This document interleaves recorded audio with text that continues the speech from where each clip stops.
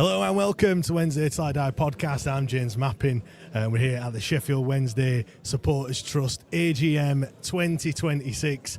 Now it's not just myself that's here this evening. I'm also joined by Mr. Jez Ward. Jez, how are you, mate? All good? Really good. Really excited for tonight, actually. It's not like my bedroom, is it? Not that you've been in my bedroom, but It's it's not like mine because it's working. You have no internet isissues this evening, no. So, well, hopefully you haven't. Do let us know if you can see me and hear us. Let us know. I want to make sure everything is all sorted. It should be, because I've been down here testing it. So, but yeah, let us know if you can hear us in the chat, and we'll get things moving. Now, I'm delighted to say that we're going to be live streaming this event throughout the evening. So, massive thanks to everyone that's going to be tuning in. While I'm watching tonight, I'm sure it's going to be pretty busy as well. So hopefully it all goes ahead without a hitch. Seen some messages there, all good. Thank you very much for that one. Now we're in the 1867 lounge at Hillsborough, and the doors have not long since opened, and it looks pretty busy. Yeah, it's looking good. It's looking good. It's looking good. Expecting around about 300 people in here. I've already seen Chris Wickfield already turned up. Clive Betts is there and everyone else, so it should be a good one. Don't worry as well. Once it does get underway, you're not just going to be staring at me. We have got the camera set up and sorted, so you'll be able to watch the event unfold. I know we've got lots of people to speak to. There's some decent guests speaking. Yeah, it should be good. Yeah. Now, I've not been to many AGMs.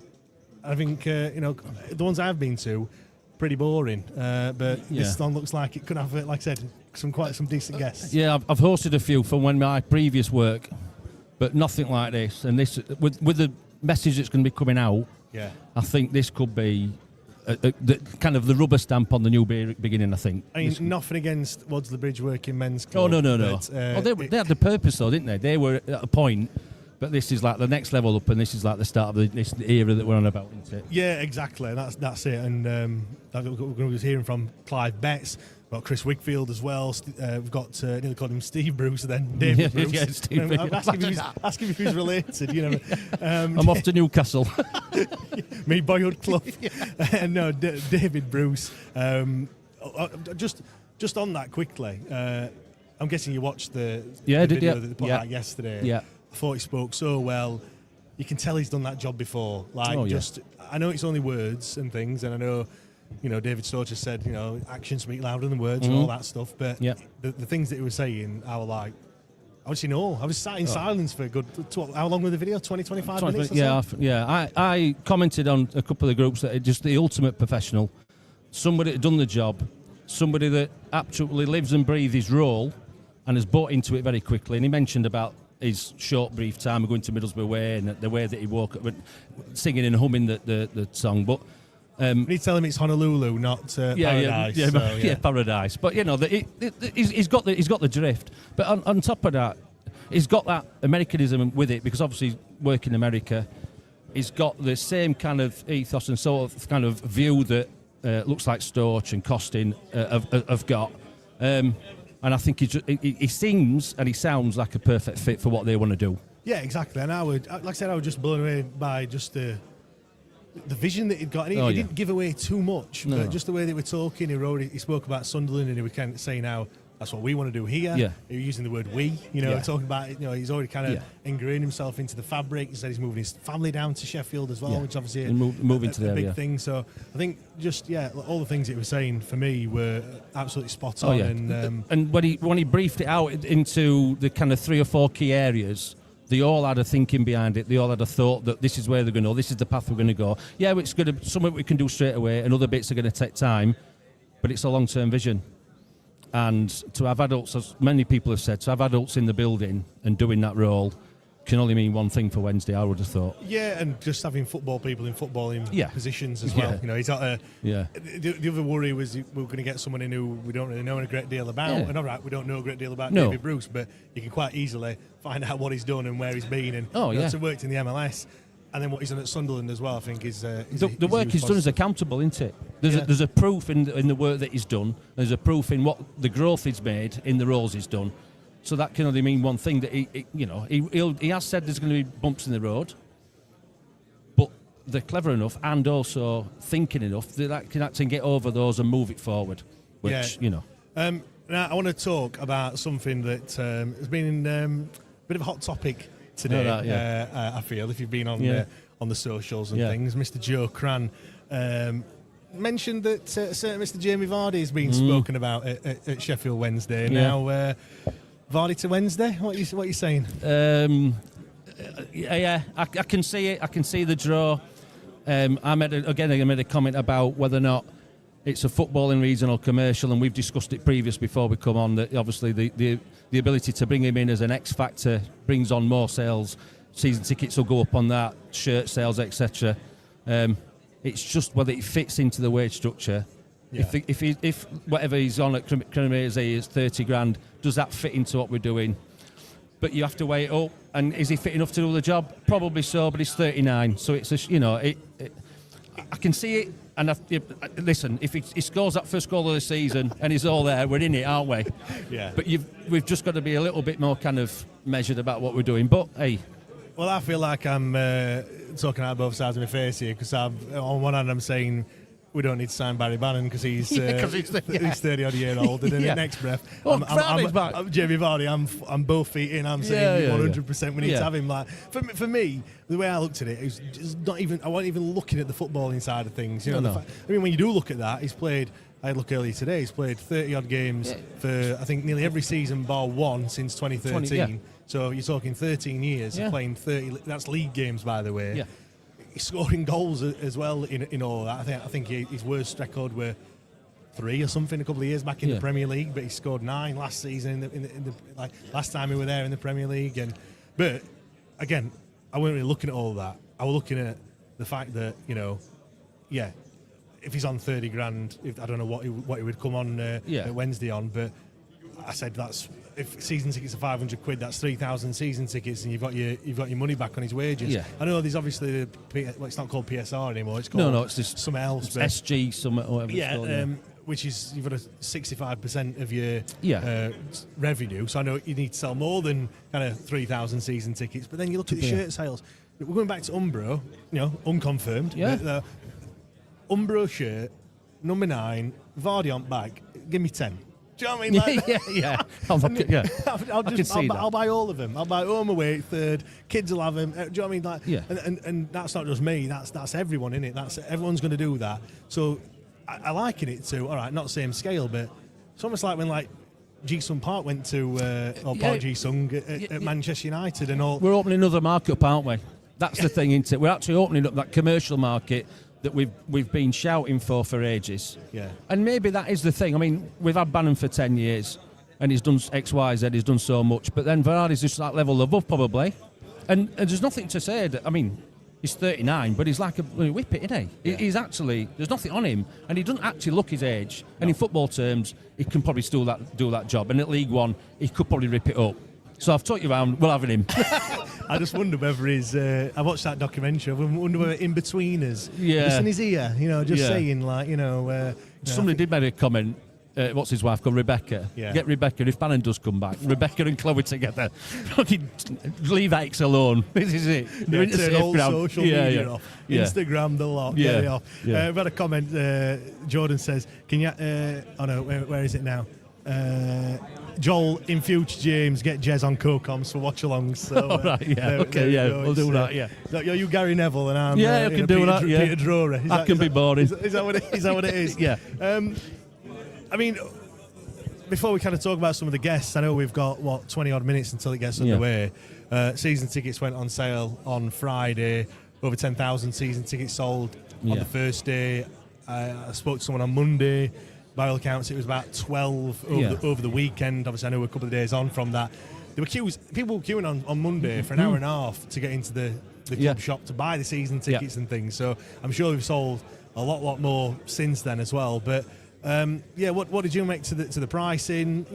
Roughly about a 10% reduction on last season. What did you make to it? I think they've pitched it at a level which they know that they can sell.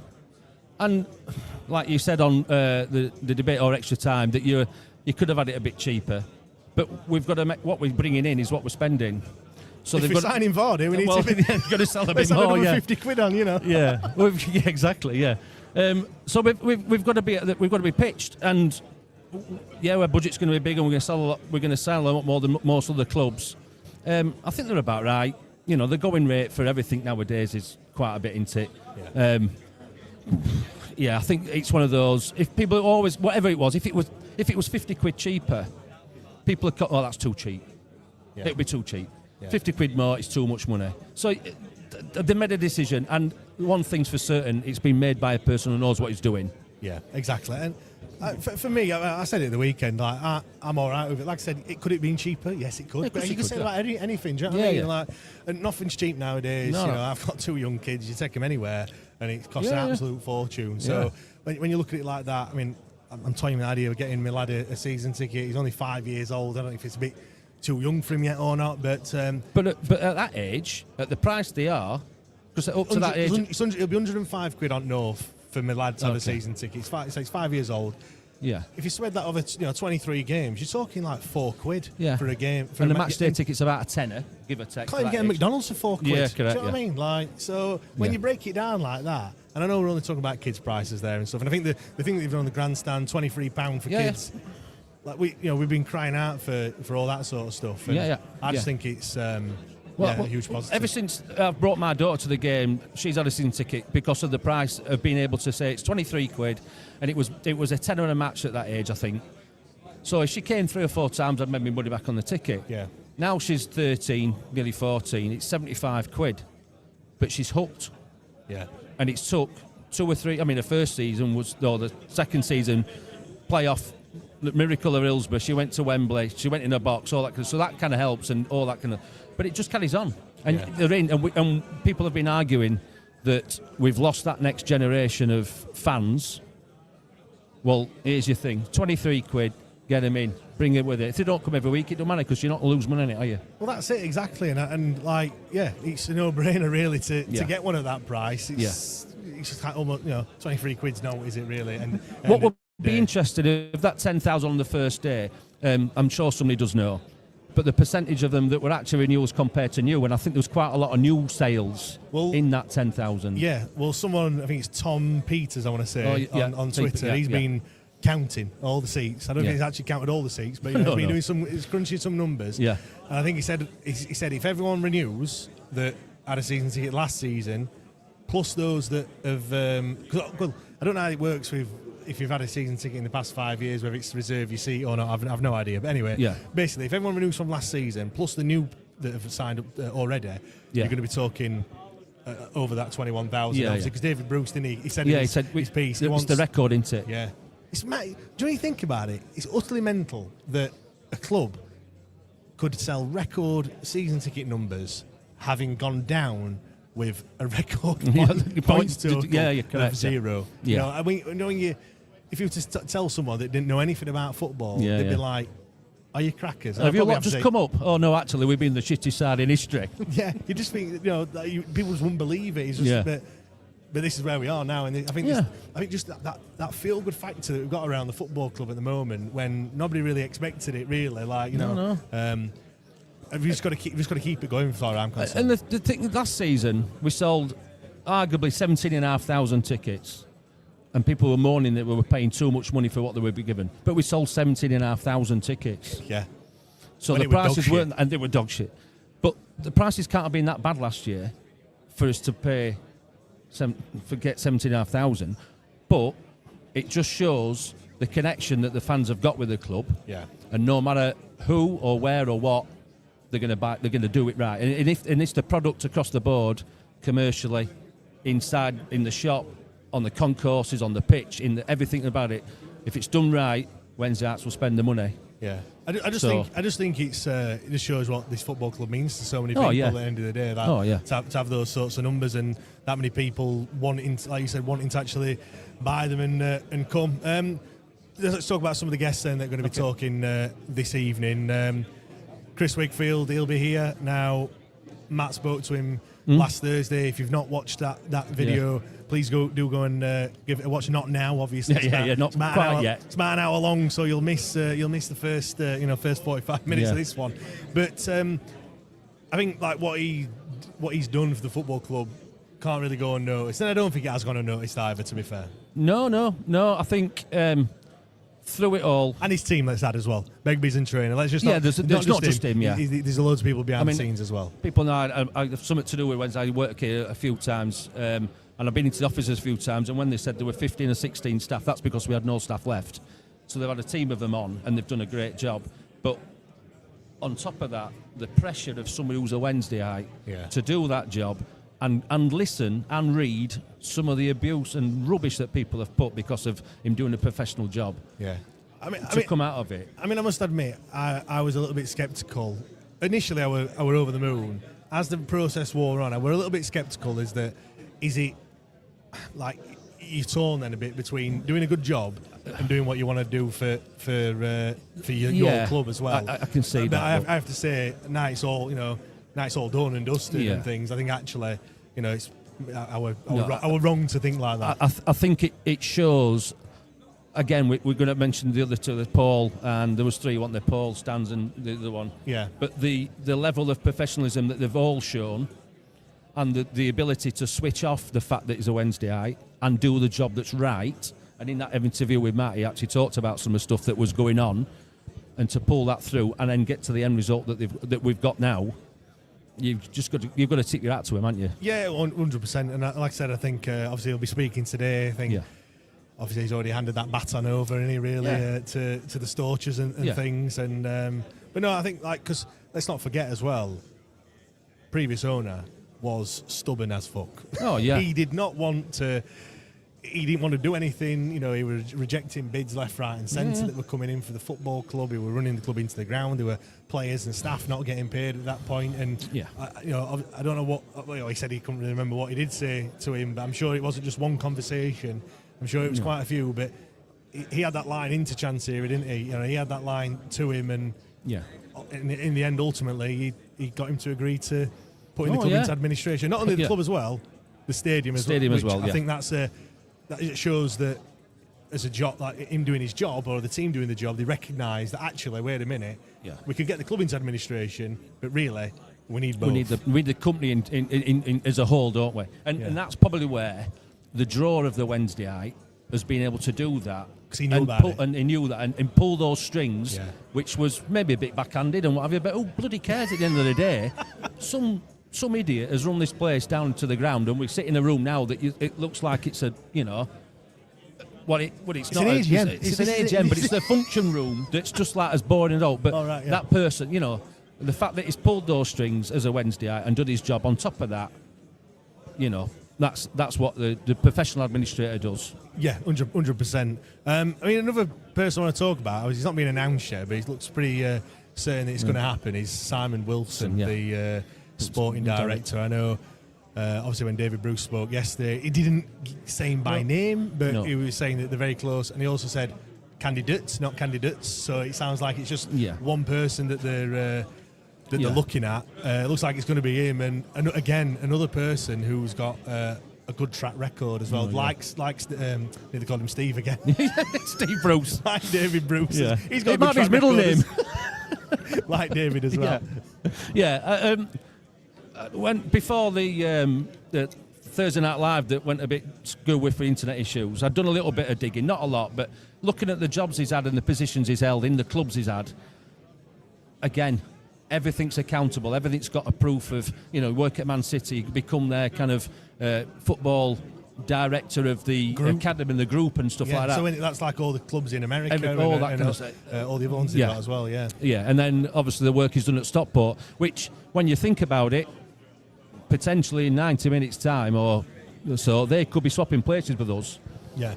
And they've built it on the right kind of, they've got a good manager, they've got a good system, the youth seems to be working at, and we've looked at this product that he does where the different age groups and how we have that, and the process we do through that, and where we sell them and when we don't sell them.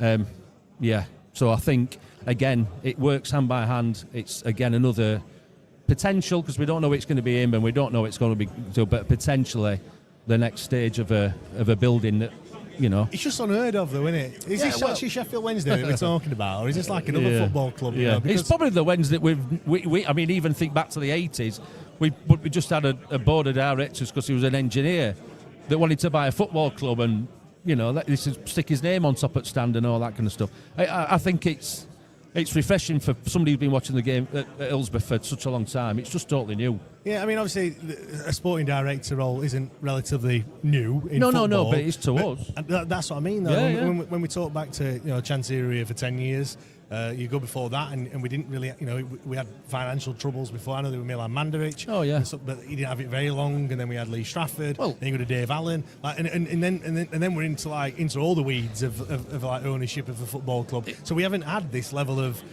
professionalism and actually forward thinking of a football club that all the other clubs have got, your Brightons, your Bournemouths, and all that lot that are doing this, that are, buying players, selling them on. Where we were just kind of stuck in his old ways, weren't we, really? And the proof is, look at the places look at the clubs that have got this structure. Look where they are, and look where we are now. Yeah. So you get it right, you build something. As I said, as David Bruce said, there was bumps on the way, but you've got to have the right structure and the right people in place to smooth those bumps out and make sure they're just little speed bumps and not bloody mountains like he created. Yeah. You think back in the history, you're talking about previous chairman. We had a chairman who wanted one job, sent us on the brink of anything to get the Premier League job. We had somebody who wanted to run it like a business, and because it wasn't the glory times with Dave Allen, he wanted to do it in the right way, it didn't quite wash. But that's probably because the way he went about it. These have come in and opened up and said, this is how we do it, this is for you, this is your club. And to be fair, I wanted to make a comment on one of his tweets. It's our club. You've took it on, but you're with us now. Yeah. You're not for us. You're with us, and I think that's quite important. Yeah, I'm going to talk about both David Storch, Tom Costin. They're going to be speaking. Or David Storch is going to come on video link a bit later on. I think Tom Costin's recorded a video that's going to be played later on today. I think that's around about 8:45. I think Tom Costin's coming on, and then just after 9 is when we're going to be hearing from David Storch as well. Yeah. But obviously, let's not forget Michael, his son. But just the one thing I'm impressed with is you mentioned there about the part of us, and I feel like they're already trying to do that already. They're trying to ingrain themselves into the fabric of the football club. Yeah, everything they're talking about is fan engagement, something that because I think David Bruce mentioned it as well. If you look after the fans, everything else will take care of itself. Yeah. And if you're looking after the fans and you're doing great for the fans, then obviously when it looks like when you actually Jake, you all right? Here he is, look. When you look after the fans, you don't have to sell the season tickets. No. You don't have to have all the advertising everywhere because everyone will be talking about it and everyone will be saying, buy a season ticket down at Sheffield Wednesday because it's fantastic. It's a fantastic atmosphere. It's a fantastic product. They win football games. Even to be fair, it don't. I know it doesn't matter about the winning the football games, but at the moment it's just about the whole experience. It's about being valued as a fan. Yeah. And I think, look, you haven't done anything yet. No. Certainly the early signs are all there, aren't they? Really. Definitely. I think one thing that they have done is they've already built those building blocks in small ways, which from there we can actually just build the next level on. And that's what we're all about, isn't it? We're all about building this from the bottom up. And we've all said that. We've all put it in comments on the Sunday nights.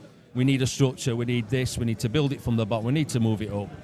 And maybe I'm getting a bit too good in this kind of middle of the moment, but I think you are now. Yeah. We've gone through so much shit, and I don't know if Peter's listening, but when he comes on the debate show, he's over there, yeah. So he's not listening. But he's not listening. When he's on the debate show, and he just talking about you, Peter. Yeah, we're just here. When he comes on and he says about temper your expectations and all that, there's a part of me that just thinks, no, what if you can't get yourself excited about football? Yeah. What is the point? Do you know what I mean? You're allowed to get a bit giddy about things. Well, you invest your life into it, don't you? We're up. Well, Wednesday nights, and all we think about, we all talk about most of the time when we're not with wives and we talk about Wednesday. Yeah. And we talk about what's happening and what's next and where we're going. So, roll it on. Let's bring it on. Yeah, exactly. We're about 5 minutes away. Every time I look up, there seems to be more and more people. Well, David Bruce has just walked in. Yes, he's over there. See him far side, just over there. So, people are getting ready to get underway. Like I said, it was a total stark contrast to. Did you go to the AGM last time? Was you there? Yeah, I did them all. Yeah, I did them all. Yeah, and the mood was a lot different, weren't it? It was a bit on edge. I think they would, that obviously everyone were wanting all the information that we wanted out of the club. There were a lot of work that the trust were doing, like investigative work as well, talking about finances and stuff like that. And then now you look around, everyone's smiling, everyone's just in a good mood at the moment. Well, the fact is, it's in Hillsborough. The fact that we can have it in Hillsborough now, and we didn't have to be somewhere else in a working men's club, which was fine. They're not wrong with that, but we're actually welcoming to have it here is another step of actually welcoming the trust and its members and its fans into the club. One of the things about the other ones we used that was it was on an edge to a point where when people asked for questions, people went into the rants about storming the pitch and we have to do it and I'll be on and all this kind of stuff.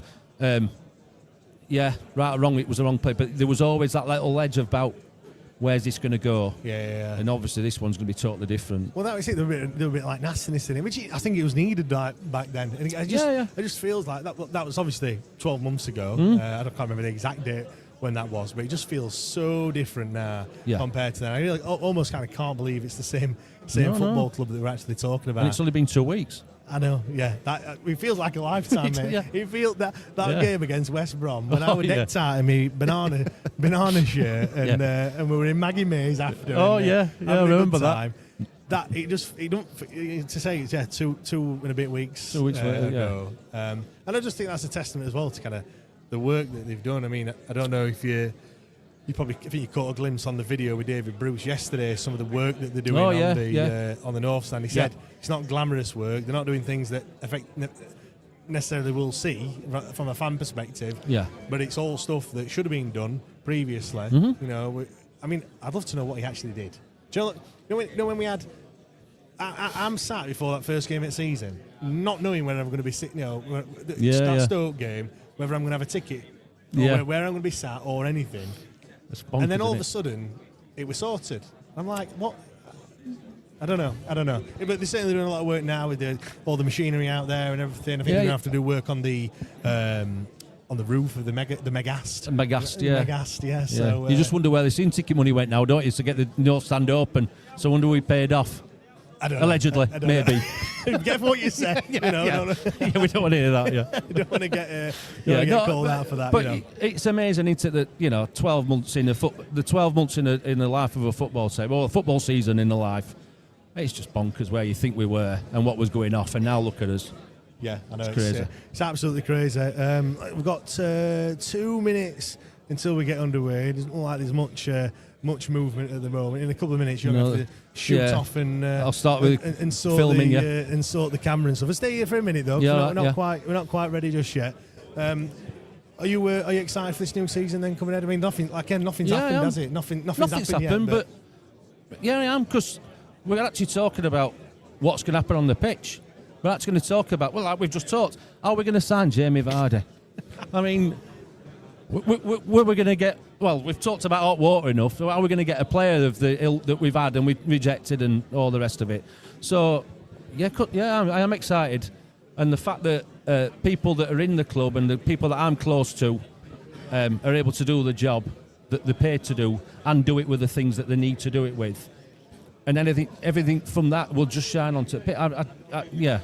It's going to be great, I think. George is asking any score predictions for this evening. I think 1-0 David Stokes back post header. Yeah, maybe. We'll go 4-all. Do you know what I mean? I'm not expecting anything groundbreaking. I mean, obviously, I know David Bruce spoke yesterday. Up until that point, he hadn't spoke, so I was like thinking this could have been the first time that he had, come out and said things and stuff like that. I suppose we haven't heard from Tom Costin. No, we've not heard Tom Costin. And I don't know what he sounds like. No, I don't know what his voice sounds like or anything like that. Hey, wouldn't it be good if they announced on the new kits on here, on the screen as it came? Hey, imagine that. That would be good, wouldn't it? Umbro. Yeah. Just wearing it. Yeah, walking out. David Storch has got it on in the thing. That would be class. I think we're running away with ourselves now, I think. No, I'm not expecting anything groundbreaking. No. Anything like that. I think everything will be met with the right reception, Yeah. from these people that are in here. I think we're all moving in the right direction now. Yeah, it looks like people are getting ready. So, Jez, All right, I'll go over there, yeah. do you want to jump over there? Just, you go and sort that camera out. I'll carry on talking for a minute whilst we sort it out. Yeah, take your pint of Wednesday. No, thanks everyone for joining as well. Do really appreciate it. We are just about to get underway any second now. So once it does get underway, we'll skip over to the camera. We'll show you what's happening, and I think I'm set for a very positive evening. Hopefully the camera works. We're just going to make sure that's all sorted. That's the first thing. And I'll just answer that question that I asked Jez there in terms of are you excited? I'm immensely excited about the season. Just in terms of what we're gonna get, what we're gonna do, where we're gonna be this season. I know Chris Wickfield's spoken about, just Jez has just got the camera working and everything, so we've got a camera feed, so we should be all good to go in a couple of seconds. Jez, come and sit back down. 90% a minute. Oh, there we go. Yeah. For those that watch the podcast regular, yeah, I used to use this camera quite a lot. I'm just talking to these here. I'm just saying. And I think that's probably the reason why it kept going off. Probably saw the reason why, because this dodgy battery. So we have got backups. Don't worry, we are fully equipped. We've got some. One's green as well. Bloody hell, with progress. Hey. Now then, do you think we actually knew what we're doing here? Like ready, steady, cook this. Mate, all people can see is a camera and two guys. One that I've had comments of, it looks like Nathan Redmond already. Me, that is not you. I'm going to say, hold on. Sean Bean, whatever. These lights are doing nothing for me whatsoever. Yeah, okay. But I've, all they can see is just a camera and nothing else, and a magnolia wall behind me. Yeah. You can't see the amount of cables that we've got to get this up and running. This is like Channel 5 News. And one of the longest HDMI cables that you've ever seen in your entire life. We could plug that into his golden elephant, I think. I think I could plug it in at home, to be honest, from where I am. It's that long. Didn't quite. I mean, look, you've got to come prepared at the end of the day. So, it's the quality of produce and product that you've got to provide for your listeners. Of course. Yeah. Just A-star all the time. Yeah, correct. Better than Ugbo. Yeah, price can go up, can't it? Yeah, better than Ugbo. George says, stock up on the Red Bull for Vardy. Alan says, bit of a reflection, I feel your pain. Don't worry, you're only going to see me for a couple more minutes. I mean, look, I knew it was going to be a little late. We're a couple of minutes late. 300 people to turn up, and they're all getting a drink. And money's been taken over the bar. Yeah, everyone's got a pint. Yeah, but by looks of it, you're boozing. I've got my Diet Coke. Yeah, I'm being sensible. We've got Starboy over there looking over. Oh yeah, no, Kieran. Showbiz, Mr. Showbiz. That's it, Mr. Showbiz. Mr. Showbiz. He's over there. So I can just see them all gathering. It looks like it's going to be. I think the running order. I don't think people know what the running order is. I don't know if the trust have tweeted it out, but we've got. We're starting off with James Silverwood's going to be talking. Then we're going to have it's actually an AGM, this. I forgot. It is an AGM, and there's some important business about it. And the 3 new directors that are coming, I can see one of them over there. Yeah, Rich Davies is one of them. I can't remember who the other ones are, but yeah, then they're going to actually talk about some finance stuff. Yeah, you have to talk about it. Yeah. I hope they whiz through that really quick. I think so. I think we're about to get. Mr. Steve Chu probably get it underway. Mr. Communications man. Do you know what? When you're an old and music goes down, and because it's changing to another track, you think, oh, we're back. On here now, and then they're not. That's exactly what's happened there. Music went down, and I thought we were going to get ready, but we're not. Just a bit of a pre kind of what's the word? Mention that James Silverwood says that the stage isn't wide enough, so expect him probably to fall off the stage. Yeah, I mean, get clip that. Get clip that. Say going off. Get that one clipped up. Yeah. No, the AGM section. I think there's a bit of recognition and appreciation. And then we start off with Ian Bennett. Then it's Clive Betts, Chris Wickfield. Then we've got Tom Costin. David Storch. Where's David Bruce? David Bruce is somewhere on there as well. David Bruce is a bit later on, I can't see where that is. Oh, David Bruce is 9:40 till 10 o'clock, thereabouts. There we go. So it should be done by about 10 o'clock. Not like that fans forum that we had. I've got a feeling, when was that? About 18 months ago, weren't it? January 2025. Yeah. I remember it well. I was Yeah. knackered. Yeah. Sat in this, I think it was in this room. Big room, yeah. Sat there, people had just got up and went and just left. That was the one with Piers Charles, weren't it? Yeah. No, Shea Charles. Charles. Where he went off, took yeah. a phone call, come back, and then went, gone. He's gone, yeah. Cheers for that. Cheers, Dad. I bet nobody here says, when's the art that big, really? I bet nobody says that tonight. I wonder if there's any, I wonder if there's any questions about flasks and... Well, I was talking to Jake earlier on, and he said, I got some questions. What the questions I got sent through for the trust to answer. The Q&A thing. Q&A thing, yeah. There was some more about flasks, and somebody asked if we could change the colour of the barrier on the car park because it's red and white. You can see that from here, actually. Well, you can, yeah. Look out the window, but yeah. Jake just replied, maybe it's because that signifies stop. Yeah, can you change all the red lights in the in the but not vicinity all of that, yeah. to blue? Because Yeah. I mean, you joke. I don't own anything that's red in my house, so no, I have no item of clothing that is red. No, I don't think I have either. I mean, the last red thing I had was probably, the England shirt that had like the cross on. Oh, it, yeah, like, yeah. way back when, like the one that had like a silver bits in it. Yeah. I mean, that's probably the last red thing that I owned. I don't even have one. And then I were only a kid, so kind of give that away. But I'm sure there's loads of people that are going to be. It'd be interesting to see what the questions have gone and what actually says. They come back with the answers and who answers them and where we go and what. Looks like we are just about to. Music's gone. Right. Get ready. See you in a bit. See you in a bit. We're just about ready to start. Right. So. Very official, that, wasn't it, Steve? Hi, everybody. Thank you very much for coming to the Trust's AGM. It's a bit more of a member event, really, than an AGM. I'd like to think you're all here to hear from me and Jake and others, but I'm pretty sure you're here for David Bruce and David Storch. So we'll get to them as quickly as possible because we want the event to be really future-facing. We want you to be able to hear from the two Davids about their plans for the club going forward and hear the great things that we've been fortunate enough to hear and you've started to hear as well in the media and the pitch address and the like. So we want you to hear mostly from them. The payoff is a little bit of the boring stuff. You are going to have to sign off our accounts and get through some of the stuff beforehand.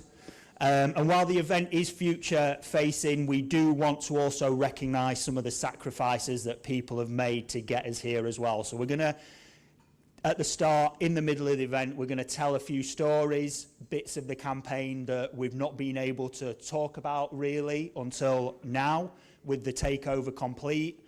We're going to get a few people whose recognition deserves to be seen and heard up onto the stage and so you can hear directly from them. And everybody, give a massive round of applause to everybody we mentioned tonight because there are some incredible heroes we're going to go through, people who've really sacrificed time, effort and endeavour to get this football club to where it is now with a chance of having a future again. So hopefully a really great event. Hopefully you'll enjoy it. Hopefully really useful, entertaining, interesting. We do have to do a bit of housekeeping, so I'm going to pass over to Jake Lee, who's going to do his best air stewardess impression and tell you where the fire exits are and the like. So, Jake, over to you. Hi, guys. He's a tough act to follow sometimes, James. But, yeah, it's a pretty quick one, this. If you do need the toilet, or the bog, as we call it, there. And if there's a fire, run, quick. That way, I mean walk, and then over the South Stand Bridge. So yeah, as James said, it should be an unbelievable night tonight, and we've got our football club back. I genuinely believe that. There's been some tough times for everybody, fans, staff of the club. Wow, them guys really pulled together to get us to where we are. So. I don't want to waffle on too much because, as James said, you didn't come here to listen to us, really. But there are some important stories to tell. And the biggest thing out of everything I've got to say is, we have got our club back and it's going to be amazing. So I'll pass you over to Steve Chu now. Thanks, Jake. So, I'm Steve. I'm the Secretary of the Trust. So I've got the job of quickly taking you through the annual report and accounts, which I'll do as as quickly as possible to get you onto more interesting stuff. I'm blinded. So the annual report and accounts have been on our website together with the independent examiner's report, which passes the accounts as a clean bill of health. But it is important that we go through them quickly tonight, because the trust in 2024 to 25 had annual income of just under £3,000. Our annual income this year, just gone, was £160,000. So we need to account to you as members for what we've done with your money and how we spent it. First of all, I want to recognise some people who need thanking through for their contributions through the year. On this slide are the list of people who served on the trust board during 2025 to 26. Those on the right-hand side are current trust directors. Those on the left-hand side are others who served on the trust board through the year. Not one of those people did any of that for any glory. It's been really hard work for all of us. I think, at various times in the year, many of us have been up doing trust business as volunteers for a couple of hours before we've gone to work, come home from work, a few more hours trust business in the evening, sometimes stealing hours in the day when we should be doing paid work to do trust business. So many of those people have given much longer service to the trust than me. Many of those people did a lot more than me, but what I would say is that I've been proud to stand alongside them over the course of the year, and I hope we can recognise all of their contributions through the year.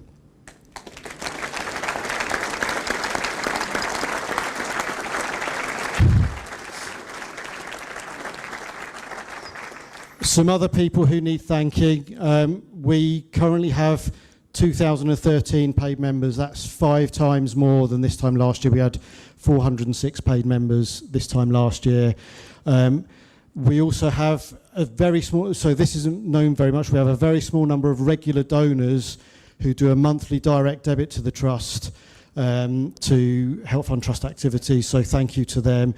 Thank you to everyone here and watching online who contributed to the crowdfunding campaigns, which I'll go through later. Not only the trusts, but I know some were run by Owls Talk, fundraising by other supporters groups, which really helped the club in their hour of need. We've got thousands of associate members, dozens of volunteers without whom none of the protests could have happened. This year they did absolutely sterling work. Thank you very much to them, and also to the wider fan base, you here, everyone else connected with Sheffield Wednesday who sacrificed something in many different ways, whether it was staying away from games, boycotting spending in the stadium, not buying their kids official merchandise. I think sitting here and looking back, it seems obvious that people were going to go in late to Leicester away, that people weren't going to turn up for the Leeds game at home, that people weren't going to turn up for Middlesbrough. Sitting here looking back, that seems obvious. It was not obvious at the time, and it wasn't obvious to us like literally 15 minutes before those things happened. So thank you to everyone who contributed to a hugely successful protest, which we know what happened over the past 12 months.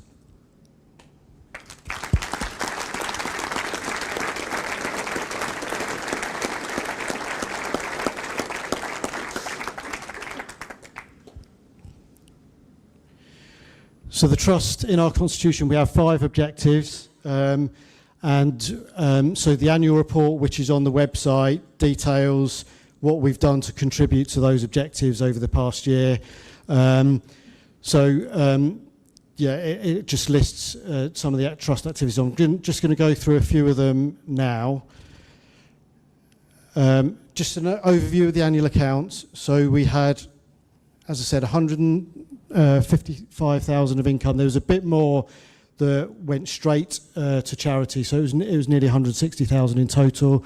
Spending of 140,000, which gives us an accounting surplus of 11,000.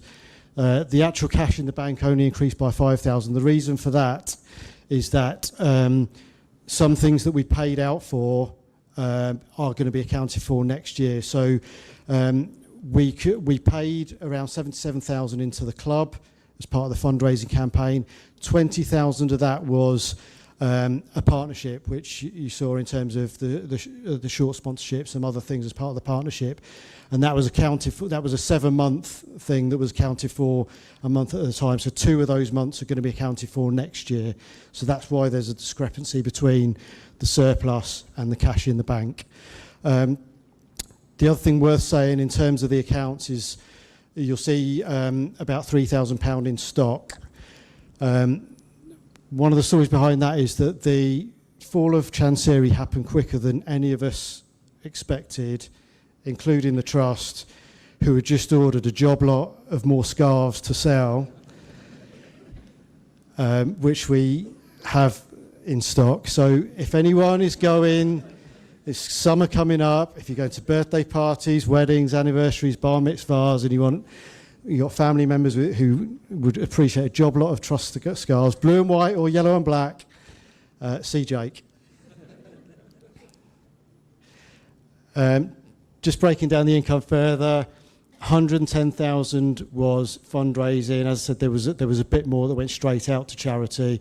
So broadly speaking, that breaks down as 70-odd thousand in crowdfunding online, and there was 37,500 from Wrexham Supporters Trust, which we were hugely grateful for, and gave us a load of comfort that we could just make spending decisions without having to worry about where the money was coming from, because we knew the money was there. 18,000 of membership income, 24,000 income from scarves. I think people thought we were making a killing on the scarves. We weren't. We knew we were selling them at a loss because we were selling them for £5. They cost us about £5.10. But the most important thing for us was to get them out there and get that visual statement out there, which we did.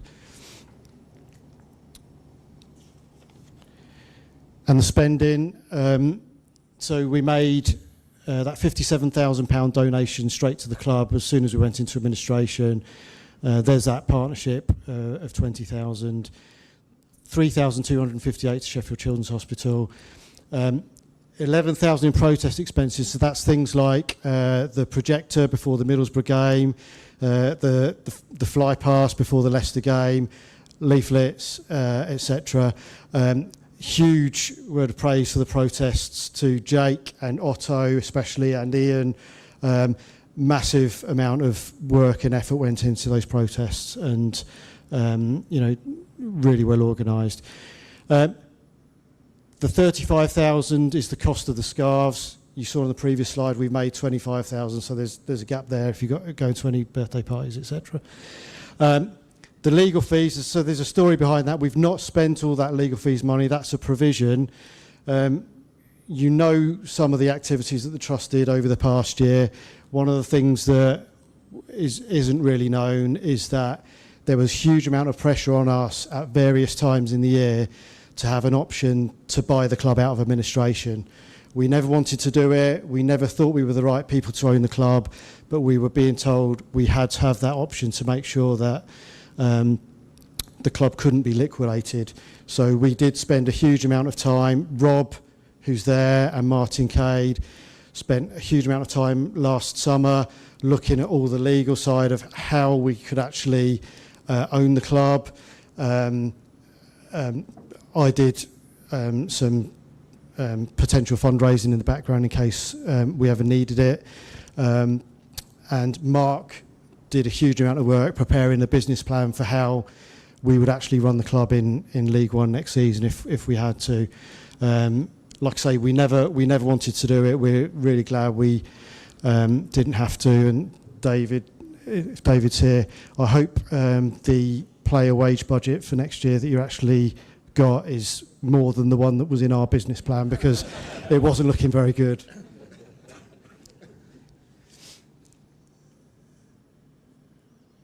And then onto the stuff that we really want to get onto as a trust, and this is stuff that we did do in the background.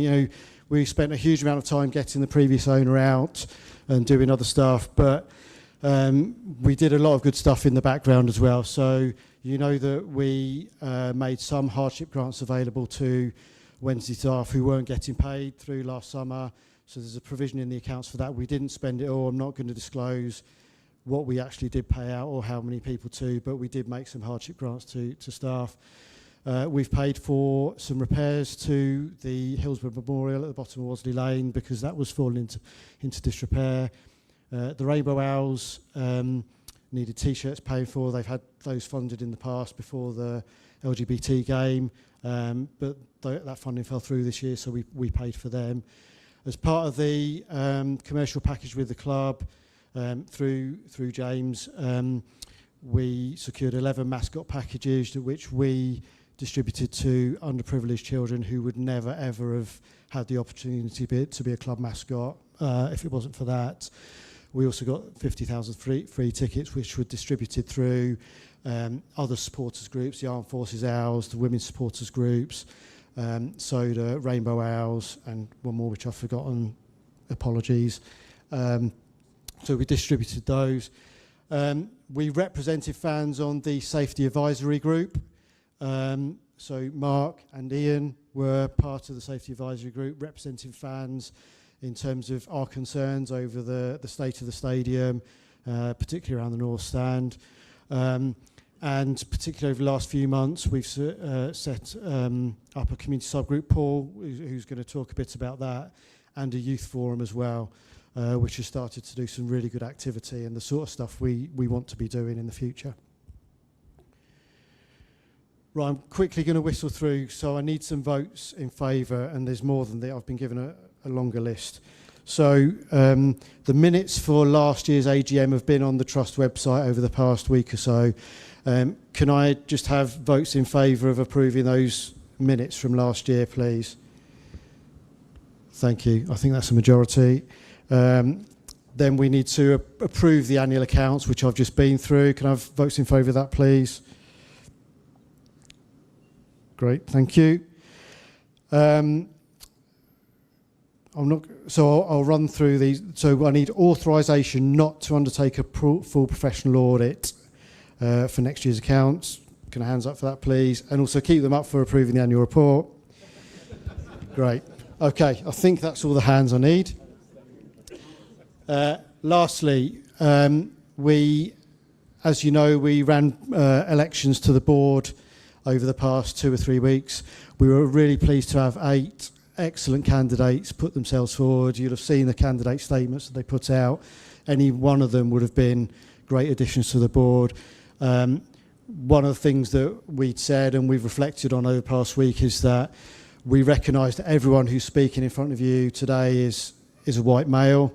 So we were really glad to have some female candidates putting themselves forward to the board. They were the 8 candidates, and they were the 3 people elected to the board. So congratulations to Rich, Liv and Catherine, and thank you to all the other 5 candidates. We have got plans for you to stay involved in the Trust over the year, so thank you very much for that.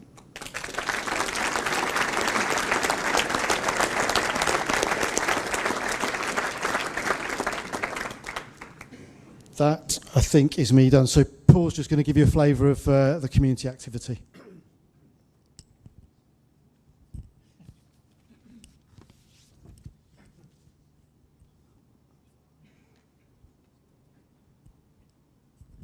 Evening, everybody. I'm Paul. I'm the community lead for the Trust.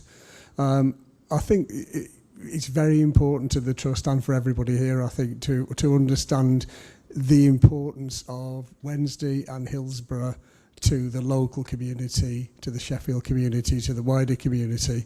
It's one of a number of things that haven't really had any traction over recent years, but it became very apparent listening to the words of the new owners that they get community. They get how important community is. So it felt to us that it was the right time to try and bring a group together to start thinking about some things that we could perhaps put in front of the owners, in front of the chief exec, with some that can try and crystallise some of the thoughts that we got around how we can more closely embed the club in the local community. So we formed a subgroup, which is fantastic. We've got about 13, 14 people on it. Anybody who's in the subgroup, put your hand up. So you can see there's a few people around and about to speak with. And as a group, we've developed a number of themes that we're then trying to refine. Some of them will obviously need support from the club. Some of them are straightforward, including, for example, a litter picking group who've actually done some litter picking tonight before we got here. Is Maureen about? Where's Maureen? Yep, Maureen, who was also one of the candidates that some of you may have voted for. Maureen has already had 2 litter picks done since we formed the group, so that's a sort of one end of it. We obviously, as a group, we work very closely with the club's own community programme. Matt Pierre over there, last hand up. Matt's on the group, and obviously we're very tied into the work that the community programme are doing. But what we also want to do is to tie into other supporters groups around some of the things that we want to move forward. Colleagues from SODA, all the stuff around improving the experience for disabled supporters. So we want to sort of reach out and do some work around that. We want to reach out to the women's supporters group around things like bringing in more students, more kids from schools, getting a better relationship with the Sheffield Ladies Club. And also we've got members who want to work with Armed Forces ALS about improving the experience for current and former people who are serving.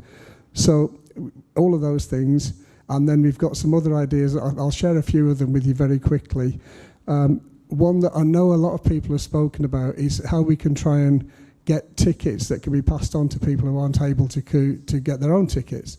And so we're going to try and work with that. Obviously, the club may have some ideas as well, and I think we can all work together to make that more of a reality.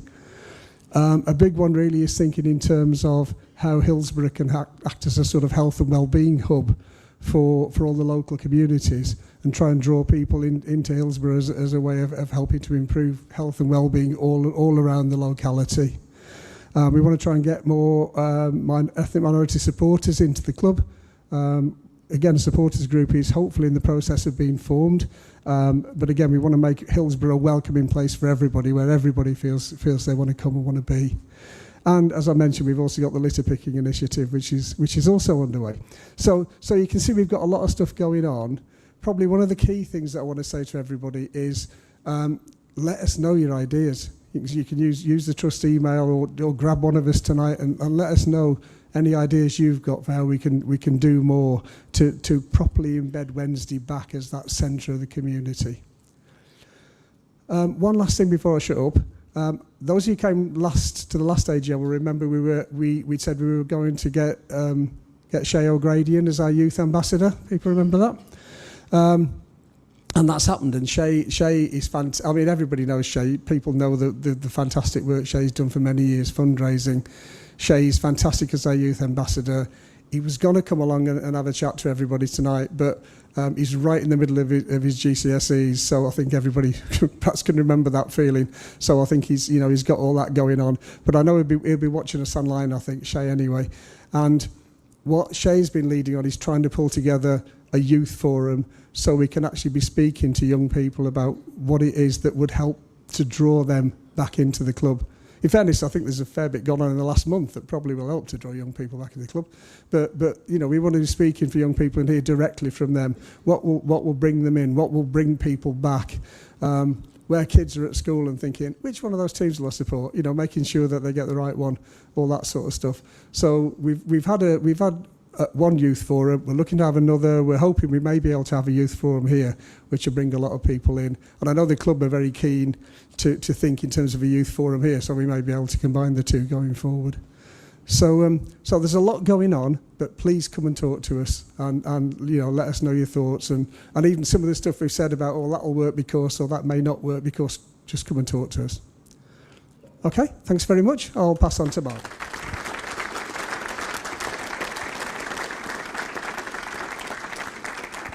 Thanks, Paul. Evening, everybody. I'm Mark Johnson. I'm a member of the Wednesday Supporters Trust. I'm a board member. We're going to recognise some people who've done some special work for us with a few awards. We've got some books for people that we're going to give to them. I'm not sure if they're in the accounts or not at the moment, but James and Jake will sign them afterwards if you need them. But just to say that it's incredible actually how much... I'm doing this on my phone, by the way, because I saw David Storch do it, so... World-class Wi-Fi. So it's actually incredible how many Wednesday fans have been involved in some of the specialised things that have happened. Obviously, we know that from the administration that we went into, obviously Chris has been involved and is a massive Wednesday fan. You know, we were lucky enough. We haven't always been a lucky fan base, but we were lucky enough to have Clive Betts, a Wednesday fan, as the MP, who's one of the biggest hitters in the government with regard to regulation. So we've been lucky in that way. We've had some wonderful staff working who've done an amazing job at Hillsborough, and we need to recognise the privation, the way they delivered under that. So they've done a fantastic job as well. Absolutely incredible.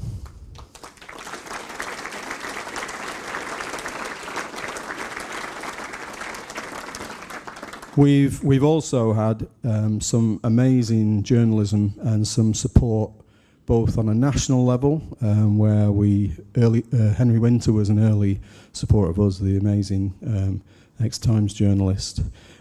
People like Alan Biggs, Dom House, and I think Dom's got a book out. I don't know if anybody knows that. Okay. No problem. Sign copy later, please.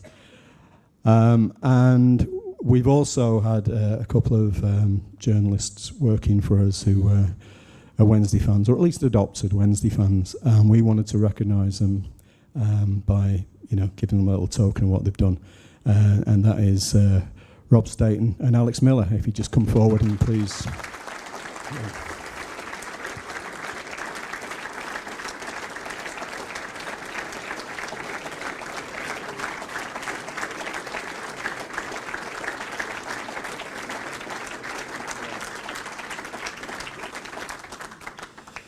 I first met Alex actually at just outside Crucible in front of having a coffee just before first protest. So it seems like about 15 years ago, and it's actually about 15 months. So we've got other people who are going to come up and pass a few awards through as well. So we've got Dr. Rob Brooks coming up at the moment, and for anybody that doesn't know Dr. Rob Brooks, he's loved by the EFL because he was the one who's made their life an absolute misery. So here's Dr. Rob Brooks.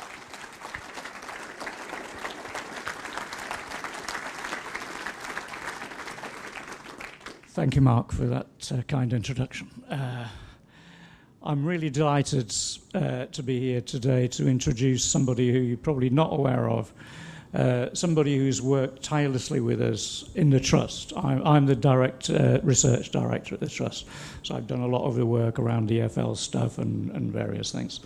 But I'm introducing somebody tonight who's been an invaluable help to us in that, is a guy called Steve Dempsey. Steve is a lawyer, and I know you all love lawyers. Steve was introduced to us in the very early days when we first had the first meeting of our MP group, Sheffield MPs.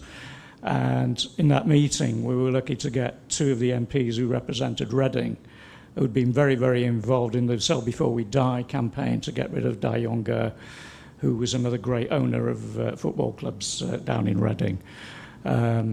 And at the time, we were introduced to Steve by somebody who'd been involved with Sell Before We Die. And they said, what you need is a great lawyer with you. And we thought, oh, that's great, but what are we going to do with a lawyer? Why do we need a lawyer? Little did we know that we did need a lawyer. And Steve's been an invaluable help to us through the last 12 months of our work. Steve helped us initially on the refunds that were thought may be necessary when the North Stand was threatened with being closed for the beginning of the season, and what fans would do to get their refunds and so on. He helped us to harass the club on trying to the unauthorised introduction of facial recognition technology in the stadium. He helped us then with the minus 15-point issue with the EFL. I mean, even before that, presenting some very, very difficult pointed questions to the EFL about the sources of Chancery's funding and what they were doing to actually fulfil their obligations to apply their rules to an owner like Chancery. So Steve's been an invaluable guide to us all the way through. The remarkable thing about Steve is he got no former affiliation with the club. Why he wanted to get involved in a club that is capable of getting into repeated psychodramas like Sheffield Wednesday is anybody's guess, but he did. And as a Reading supporter. So when you think of it, Steve's quite a remarkable person. He's been involved in actually getting rid of probably the two worst owners in EFL history, in De Jonge and then Dejvan Chancery. So from all of us at Sheffield Wednesday, he's been a fantastic guide. He's given of his time freely. He's worked completely pro bono. He's just been a stalwart and a complete ally to us in everything that we've done in the Trust over the last 12 months. So welcome, Steve. And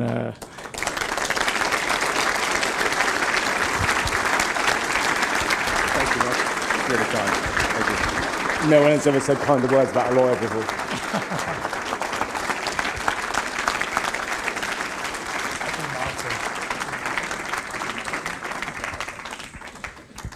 Okay, unfortunately, the next person we need to thank can't be here tonight. The person was really invaluable in a couple of different aspects. One of the stories I've told before, one of them is completely new. So the defunding campaign, which was critical to getting rid of the previous owner, he absolutely would have tried to run this club off supporters' money alone. So every pound you denied him was vital in getting us the future that we have now. That came from the finance subgroup of the Trust, which for a long while didn't actually have anyone with any financial expertise on it. So we were trying to put, basically do accounts analysis without the expertise, and I'd done some work on that, and then got connected with this person who looked at it and basically said 10 out of 10 for effort, but 0 out of 10 for actual maths. And within 48 hours, redid it all, and that was the presentation that you saw at Wadsley Bridge if you were with us about 10 months ago. So absolutely critical, because if I'd stood up with faulty maths, you'd have lost credibility in us and maybe not have as followed us as diligently and as you did. So absolutely incredible work that this person has put into that. The second story that you don't know is that during last summer, maybe early autumn, we actually got word, probably a rumour, maybe not, that Dejvan Chancery was trying to sue us at the Trust. So the person we're about to applaud rang up our insurance company and said, we'd like to increase our insurance cover.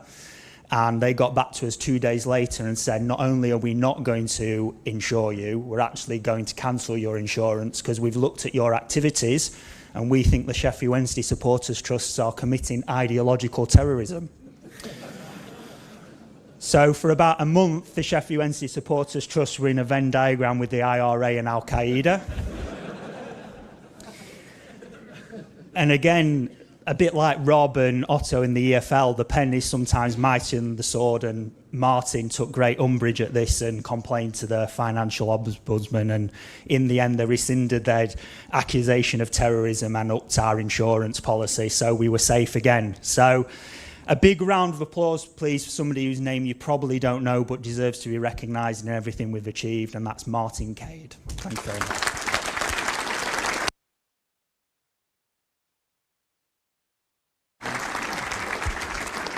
We're involved with a group called the 1867 Group who got some stick. But to be fair, Rob and Jim do deserve some credit, because you can't start a fire without a spark, and them guys did set this whole movement off. They made some mistakes, and so did I. But I made contact with this particular guy who was involved in the Trust at the time. We wanted to get the Trust to sort of move a bit faster on protests and put a rocket up their arse. You'll have heard some some well-worded things tonight, but I don't do that. So yeah, we shoved a rocket right up their arse and got them to protest. And one of the guys that I spoke to first, who became a friend of mine, I've been to away games with him. I've took my 7-year-old lad away with him. He became the voice of the protest, I think it's fair to say. He were on Radio Sheffield more than Rob Staten. He's a real good guy and a working class hero, in my opinion. He got us all to have a good go at this, and we all stuck together and we followed it through. And because of the work of the Trust and various other people in this room, we all followed the lead at one point of this guy that I'm going to introduce now. So the guy that I'm talking about is Ian Bennett.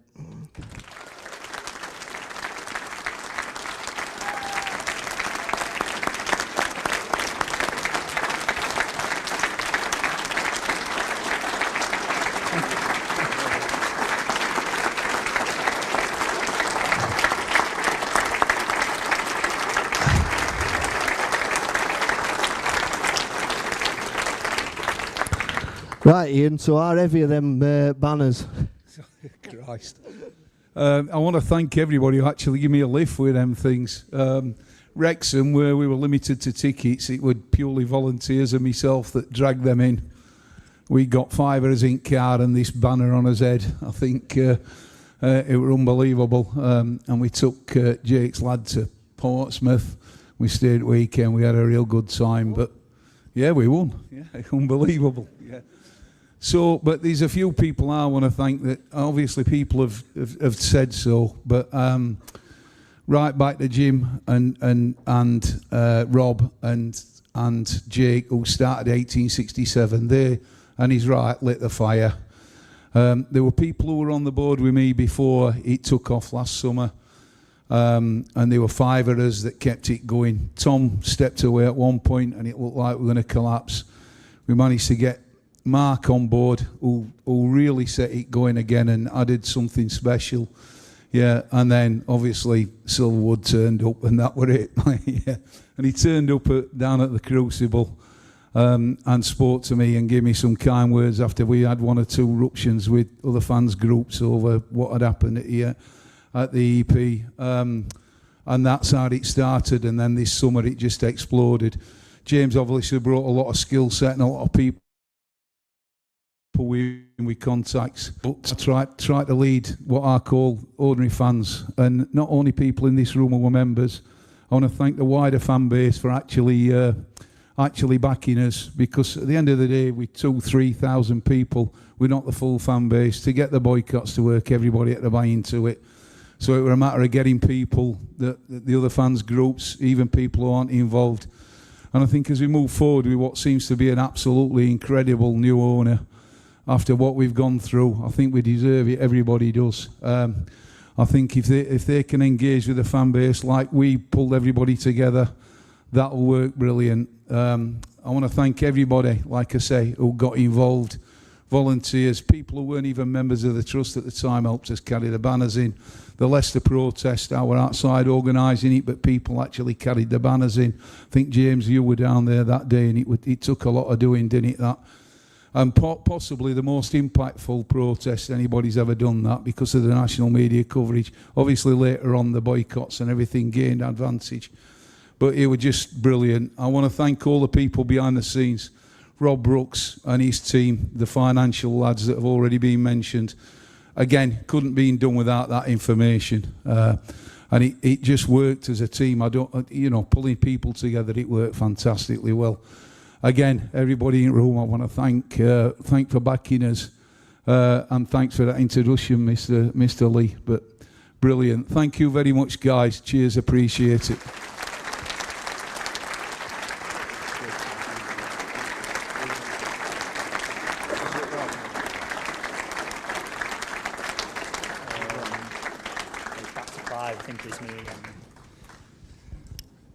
Okay, so a couple more recognitions and then we'll get on to the future. The Rob and Otto have gone from perhaps not getting the recognition they deserve to be mentioned a lot tonight. I'm going to mention them again because they've been absolutely phenomenal behind the scenes, the amount of work that they put in, writing letters to the EFL, and I've been reliably informed that their letters to the EFL were far more impactful than me being a gobshite in the media. So there you go, something to learn there. The amount of time and effort that those letters was put into is phenomenal. The research, the understanding of the regulations, getting that knowledge base to then be able to write the letters to hold people to account is quite phenomenal. One aspect of the work of the Trust that probably isn't quite as well known about is the fact that, as well as writing letters to the EFL about their regulations or their lack of them or their poorly worded regulations, was also the amount of work the Trust put into doing due diligence of potential new owners, which Rob and Otto also led. People might remember back in early summer when people actually thought the previous owner was running a sales process rather than a carnival, which it turned out to be. There was an Italian called Guadiason. Well, Rob and Otto Brooks wrote me a 50-page dossier on why he should not be the new owner of Sheffield Wednesday, whilst on holiday in Italy, as it happened. So there you go. So the amount of work they've done is incredible, and we've got letters from the Department of Culture, Media and Sport saying the quality of the work that they've put in. So just another round of applause, please, if you would, for Rob and Otto Brooks.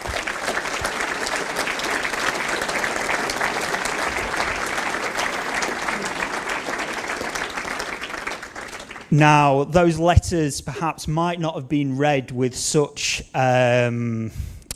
attention by people like the EFL and the IFR if it wasn't for the next person who opened a lot of doors for us, was indispensable in providing us with advice and expertise along the way, and has just generally been a rock, and whose recognition is warmly deserved and warmly needed in terms of the place they have in the history of Sheffield Wednesday Football Club and the amount of work that they've put in to get us to this place where we have a new ownership group and a chance of a better tomorrow. So please give a warm round of applause, and please do come up for the Right Honourable Clive Betts MP.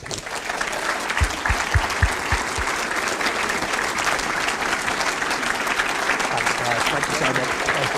Thank you. There you go. Rob's just going to ask you a couple of questions. Right.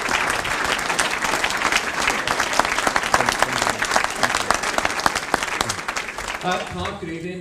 Great to have you with us again. Clark, we tended to only talk over the last few months when there was something going wrong. So this is there's a lot of those as well. This is the time in a row that we've spoken when things aren't looking quite so bleak. So how does that feel, Brian? Absolutely great, and just so many wonderful friends I've met along the way.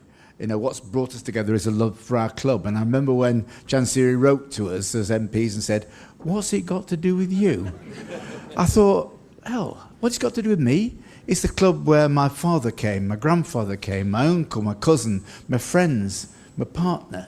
They all came together. It's our club. It's the club of my friends, of my family, my community, my city. That's what it's got to do with me and all of you as well. That's the answer to him. Can you just explain to us just how much work has gone into this by so many different people to get to a point where Sheffield Wednesday does have a future now? Oh, absolutely incredible. I think you've heard some of it today, and it's not always known that the letters to the EFL, the work on the finances, the organisation of the protests, just the production of the scarves, the raising of money, incredible amount of work that isn't always seen. And, we talked earlier about the engagement group that Chansiri had. I know some people had to suffer 5 hours listening to him, those groups. But then the other side was having to listen to an hour of the EFL try to explain their regulations. That wasn't any more exciting, believe me. But that sort of work, going through it and challenging right the way through, was really important to get to where we are. Because in the end, the EFL knew that they were going to get challenged if they made decisions that affected our club in a way that we didn't want. And what kind of a role did the supporters play, and in particular the Supporters Trust, to help get Sheffield Wednesday to this point? Oh, I think if you look back to the protest at Leicester and then the coffin being brought to the ground, but then what really killed Chancery off was the starvation of his funding, the boycott of spending any money on the club at all. Myself, not buying my cup of tea at half time or my pint of beer, but everyone contributed to that, didn't they? It was so effective but that was his cash flow to drip feed his running of the club and just keep it going until the end of the year when he could drop to League One, reduce his wage bill again and just about maintain it. So that to me was absolutely key. The amount of organisation, the amount of commitment, the amount of buy-in from all the fans was just incredible. I don't think people realise just the amount of personal sacrifice that has gone into the efforts to provide a future for Sheffield Wednesday. What has kept people going through that process to sort of not give up, to want to see this through to the end? Well, as I said before, it's the love of a club. What would we all do without Sheffield Wednesday?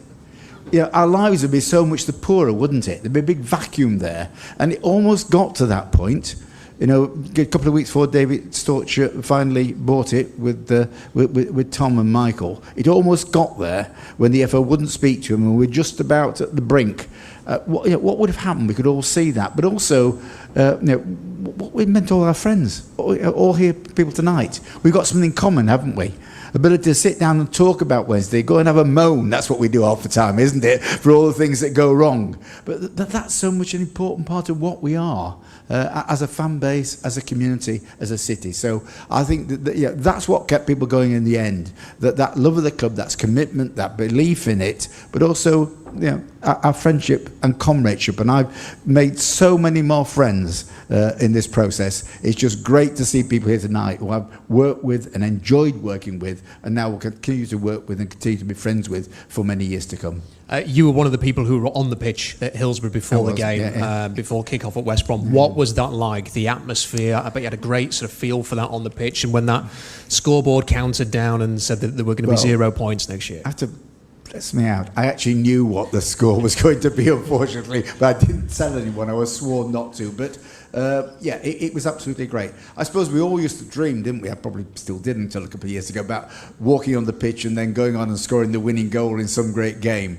But to actually go on the pitch there and be part of a winning team, because we'd all done it together, hadn't we? We'd come from a crisis, we'd come from desperation, we'd come from an owner who didn't respect fans, didn't respect the club, and we'd actually won that battle. So walking out there with David Storch was absolutely great. We were part of a winning team and we won our battle.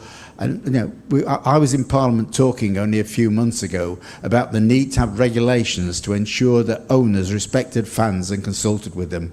We've now got an owner. It doesn't have to have legislation. He actually does it because he believes in it. What an awful change we've achieved in that period. How different is football going to be now that there's a football regulator? Is it going to help protect clubs from experiencing similar things that Sheffield Wednesday have experienced in the last few years? I think some EFL owners are going to get a massive shock. We got lobbied in Parliament to support the legislation, and I did right the way through, because it ought to bring about a distribution of money from the Premier League down to the EFL. That's one of the intended purposes, to make a fairer distribution in football, to make the football pyramid much stronger than it has been in the past by supporting the foundations of it. But what the EFL owners also voted for was a regulator to come in and make sure that they run their clubs in a proper manner, not just new owners coming in, but existing owners as well, and to show they've got proof of funds to run their clubs going forward. That's going to be a massive challenge and a massive change. And I think there could be, in the next few years, some clubs that get into difficulties because the owners can't meet those tests. Existing owners who perhaps have been stretching finance to the point where they're just about to break. So I think it will mean a very big change in football going forward. The owners are going to have to behave responsibly, not merely when they buy a club, but in running it for the future. And to run it with their fans, that's the other big change, right the way through the legislation. It doesn't mean that fans are going to have a say in which centre forwards are going to be bought next and who's going to be sold, but it does mean they're going to have to be properly consulted, and no longer can we have the situation as we had with Chancery, where the owner picks the fans they want to talk to. It'll be supporters' trusts like the one here tonight, because they represent the fans properly, who will have a right to have a say in their clubs. That's going to be a big change. How important is that going to be? Because many of us will have been in this room and endured the 5-hour fans forums where the previous owner would discuss things like customers and telling people to sell their house. So as we move forward now, what role are the fans and the supporters' trust going to have with the football club, do you think? Well, I think that's a matter for negotiation with the new owners now. I think all the indications are they're going to be receptive. So I think sort of the supporters' trust to say, how do they want to be engaged? What are the formats they want to engage in? What are the subjects they want to be consulted about? You know, whether it be ticket prices or catering or all the other things that matter to fans, you know, really matter to fans, then I think the fans have got to say, not merely what are you going to allow us to be talking about, but what we want to talk about. And you've had a chance, as you mentioned, you know David Storch, and you've had a chance to communicate with him. What can you tell us about the people who have bought this football club? Well, I've talked to him on many occasions now. He first of all gets that the club needs radical change right from the bottom up. So the fact he's talking about already developing training grounds and academies at a level that would be suitable for the Premier League. He's looking ahead that far. He's planning. I know David Bruce, the new chief exec, will say he's got immediate challenges, short-term challenges, and then longer-term plans. So he sees that. I mean, David Storch is someone who's run a multi-billion-pound company in the States. So he gets organisation, he gets long-term planning, he gets strategy, and those things are absolutely important. This club hasn't been run properly for years. We all know that, don't we? There's been no long-term planning, no thought for the future. It's all been hand-to-mouth, and sometimes not very good hand-to-mouth at that. So that's what he gets, I think, and he'll bring people in to do the job. He won't do it all himself. New chief exec, new football sporting director, but looking for that investment in the academy, investment in the ground. Look, there's going to be a challenge, isn't it? Do we actually try and redo Hillsborough, renovate it, make it fit for purpose, or do we move? Now, I think that's a question the fans have got to be involved in, absolutely. But we know if we're going to move forward in the future, we're going to have a ground that seats at least 40,000 to a modern, high-quality standard. Hillsborough doesn't do that at present, both in capacity and in quality. So those are the sorts of decisions that I'm sure you'll know David Storch will be addressing in due course. Immediately, we've got to make sure it's safe, the stadium, and put right all the immediate problems. It'd be nice to have some hot water, wouldn't it, in the toilets, and things like that. I mean, it's a disgrace what's happened to this club and this ground. So immediate problems to put right. But I know David Storch is already thinking about what needs to be done next and beyond that. He's thinking for the future. He's thinking for the Premier League in the long term. And you've been a Sheffield Wednesday fan for an awful long time, Clive. Yeah. So how optimistic are you now that this can be the start of something for the Owls? Well, 15th of March 1958, Bolton Wanderers, Albert Quicksall scored. Does anybody remember Albert Quicksall in the room? No, one or two. So yeah, a long time, and yeah, I'm as probably as optimistic as I've been since we had that great team in the 1990s, and the fact that we've actually got. But never before, I think, we've had owners who've had the long-term ambition for this club and really seen it as a club that can go forward to the very top, but in a planned and organised and properly invested way. So I think I'm more optimistic than I've been for an awful long time. It's great, isn't it? To come from the lows. Hopefully going back to the highs. We're not going to get there tomorrow, are we? Everyone knows that. We can't expect things to change absolutely overnight. But what we're doing is building the foundations for success in the future. Shall we end with a joke, Clive? Has Sheffield Wednesday been a welcome distraction over the last couple of weeks for a change? It's nice to go out and meet people who say thank you for something instead of the other comments you often get as a politician. So, yes, absolutely. Thank you. Let's have a round of applause for Clive Betts, everybody. Thank you very much.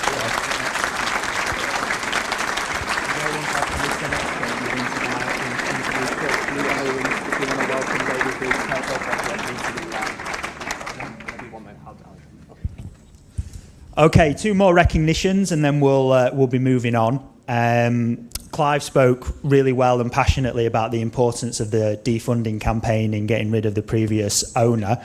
But of course, the defunding campaign came with a lot of risks, especially when the owner just gone was so stubborn and pig-headed. It could have led to the liquidation of our football club, which was obviously not something we wanted. So one of the aspects of the Trust's activities that we couldn't talk about until the takeover completed was the fact that alongside the defunding campaign, as part of that, we were actively going out into the market and trying to find who might be interested in buying Sheffield Wednesday, either directly from the previous owner, which proved impossible, or from the administration process. And we spoke to quite a few people. And that process was led by one of our board members who did an absolutely incredible job. The marketing materials they created opened a lot of doors for us. We had an email exchange with Mark Cuban, not a soccer guy, his email reply said. We spoke to a few other people. We spoke to a senior vice president of an American mining billionaire, amongst others. We spoke to a lot of time wasters and tire kickers as well. But the one person that we did speak to, as splashed by Alex Miller recently, was we spoke to Keir Gordon QC at Russell, Charles and Speechlys, I think it's called. The marketing materials interested him. He got in touch with us. Said it was a unique scenario for a supporters trust to be trying to sell a football club, but he said he'd go with it. And as splashed by Alex, who's not even listening to me, cheers mate, thanks very much. Keir Gordon got in touch with us last summer and said, I think we found somebody who's going to be good for Sheffield Wednesday, and that was David Storch. So we had our first meeting with David Storch in 28th of August 2025. We had another one in November, and we had another one in March. We've been in good contact with them. I can say that they've always said the same things in private as they've said in public, and they've been saying that since August. We had a delegation in August that met with David Storch online, and we were blown away by how impressive they were and talking about community and fan engagement even then. That process was led by another board member. It was not led by me, and they deserve to be recognised as well. Their marketing materials, like I say, opened us a lot of doors, and indeed I'm led to believe was subsequently used in the administration process as well to market the club to potential interested parties once that process started. So it's incredible work, and that person is at the bar where I expected him to be, our board member. Big round of applause please for my friend and colleague Tom Scott.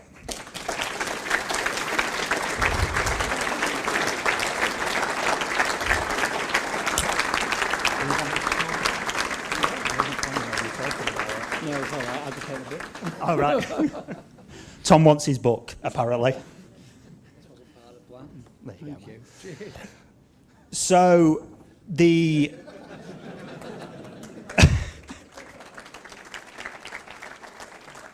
the second part of the defunding campaign, of course, was if you can't find a buyer, you need to make sure that the club gets into administration. And the only way of getting the club into administration is by an excellent insolvency practitioner and his team who can convince a bona fide moron to put the club in administration rather than liquidate it. An insolvency practitioner and his team who can then run the club through an arduous sales process with a lot of noise and external parties trying to make life more difficult for them than it needs to be.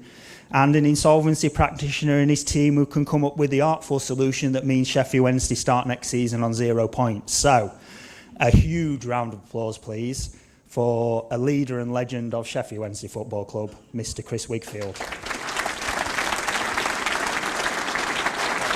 I'll take him.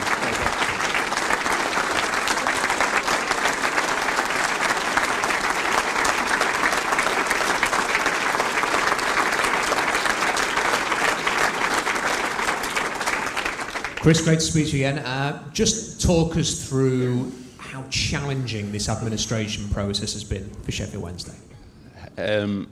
Yeah, it's not been easy. It's fair to say. I suppose we do this a lot, so we are used to it. I was able to call on colleagues that have sold previous football clubs, so that definitely helped. We did have a difficult owner to deal with. We had a fan base that,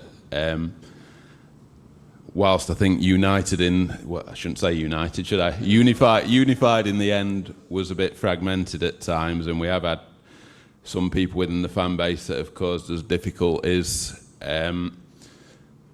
So yeah, it's been challenging. We had no money. We had to find a way to pay everybody.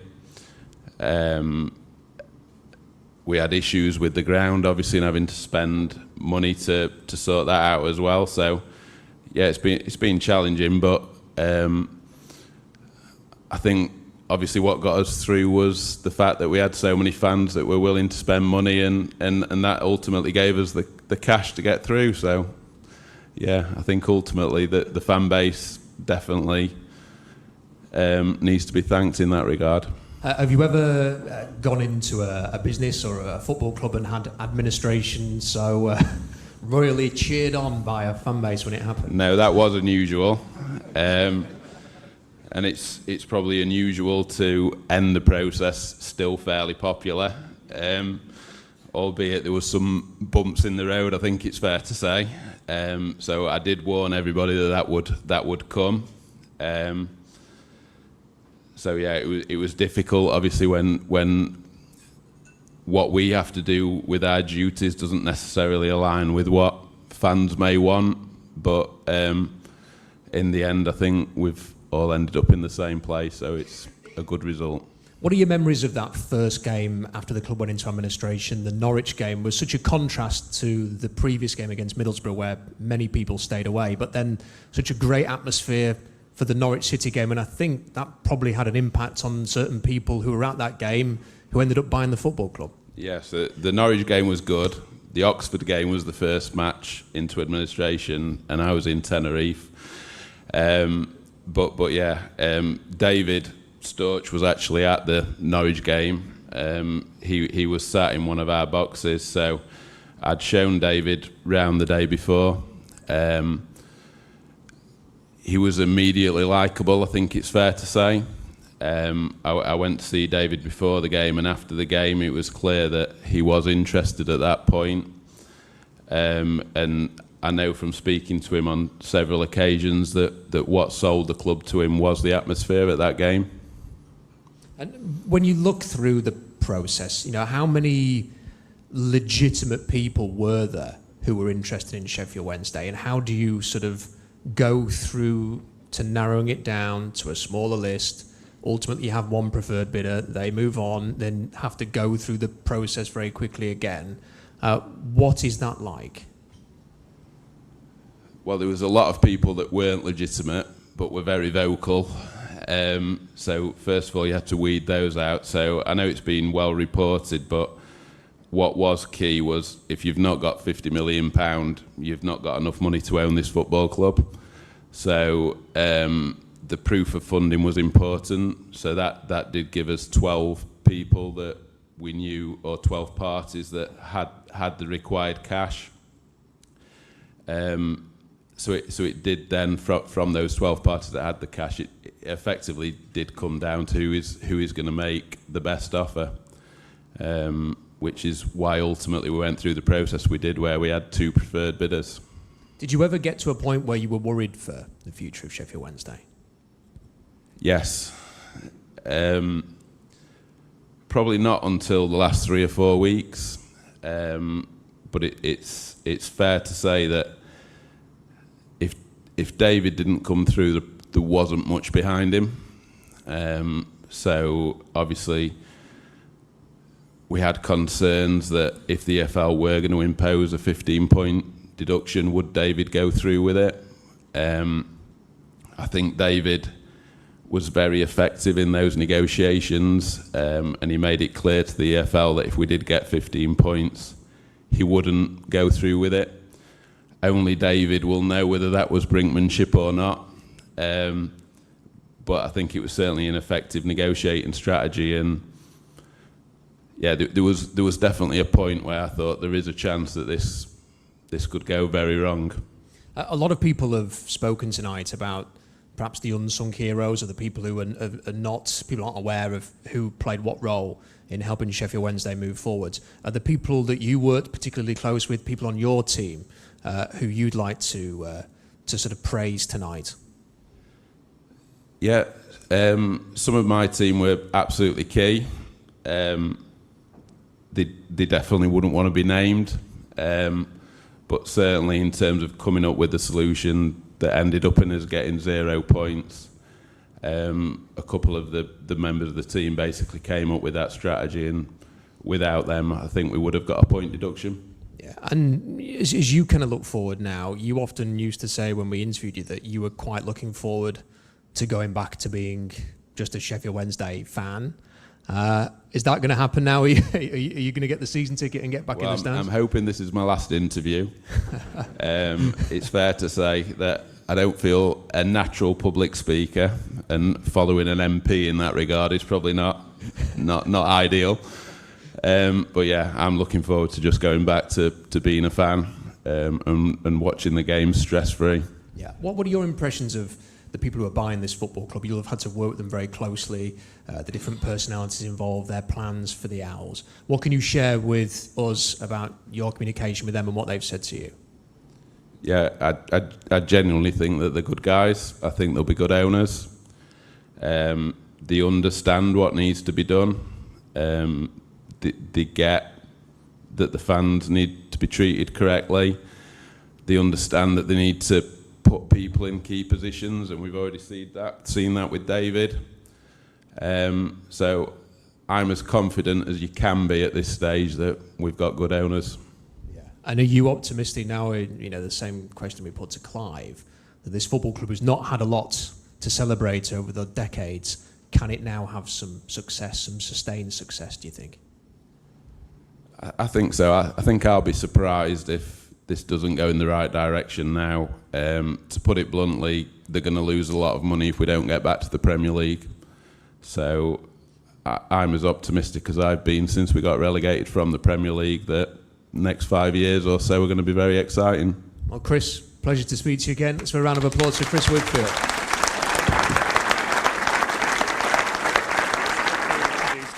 I'll go and get some stools.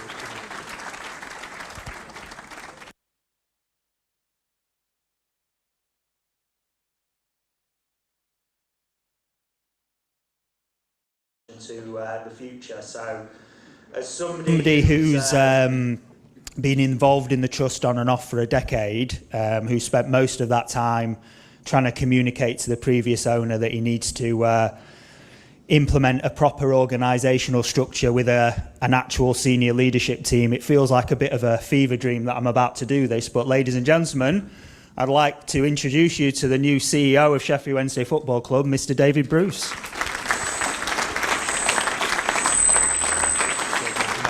I'm on one mic, yeah.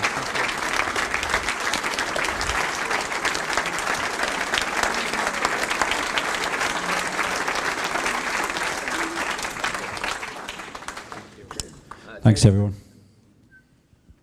My 2 mics still. 2 mics still, please. You've seen this, it's ridiculous. 2 mics. So, David, it's good to speak to you, and welcome to Sheffield Wednesday. What have your first few days been like working here at Hillsborough? What have you had to get involved in so far?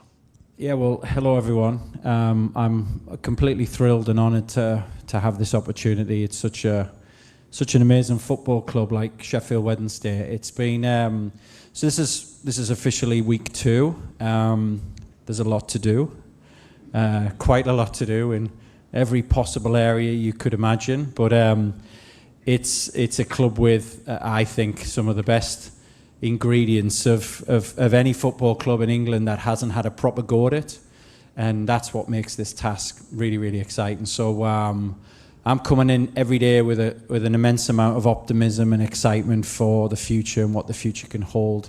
But I know that it's there's a lot to do, and myself and the owners are not blind to that. But but I'm loving it so far. Everyone's been really wonderfully warm and welcoming. I didn't know what to expect, but it's a good classic kind of northern city where everyone is just so wonderfully warm and friendly, and it's kind of like where I'm from in the UK, and I love that. So thank you for the welcome everyone's given me. Can you discuss your background in football and everything that's brought you to this point and the experiences that will shape you as a chief executive here at Sheffield Wednesday? Yeah, totally. So my journey in football started, it was about, when was it, 2012, and I took a job at Major League Soccer in the US. I've basically spent, I'm probably more American than I am English. I've spent most of my working life in America. So I'm just a bit more optimistic than most people, and I get excited about stuff, and I try and take people on journeys, and I've loved my education in the States and working in the States, and I was fascinated about a career in America from a young age, and I've been fortunate enough to study in the States. I studied at the University of Oregon. They've got a really good sports discipline that sits out their business school. One of the first that was actually of its kind anywhere in the world, and from there I got a job at Major League Soccer when we were the league was 17 clubs, and when I left we had 30 clubs, and I was involved in a lot of the growth. It was a period of building, and I think one of the things you'll kind of see from me, and definitely from David, Michael, and Tom, you've got builders. They build businesses. A lot of owners of football clubs have inherited wealth, or they've inherited something. These guys are builders. Like, they like to roll up their sleeves. They like to get into it, and they like to figure out how can we take this thing to the next level. So at MLS, it was an amazing experience for me. The league office is very different than a league office in the UK, because it's about value creation, largely for all of the owners that sit around the table in a league like Major League Soccer. You become an owner, you own a slice of the league. So it's imperative for the league and the people at the league office to help lift your business. So part of my role was really working with every single owner, every executive around the table to help them grow their businesses. So given that there were 17 clubs when I joined and 30 when I left, I got to work with all of those new owners and all of those early executives to help them figure out, everything from what is your team going to be called, why would anyone care, what is audience and fan acquisition strategies, commercial strategies, and everything in between. So it was an incredible grounding for me, because every team and every market is so vastly different.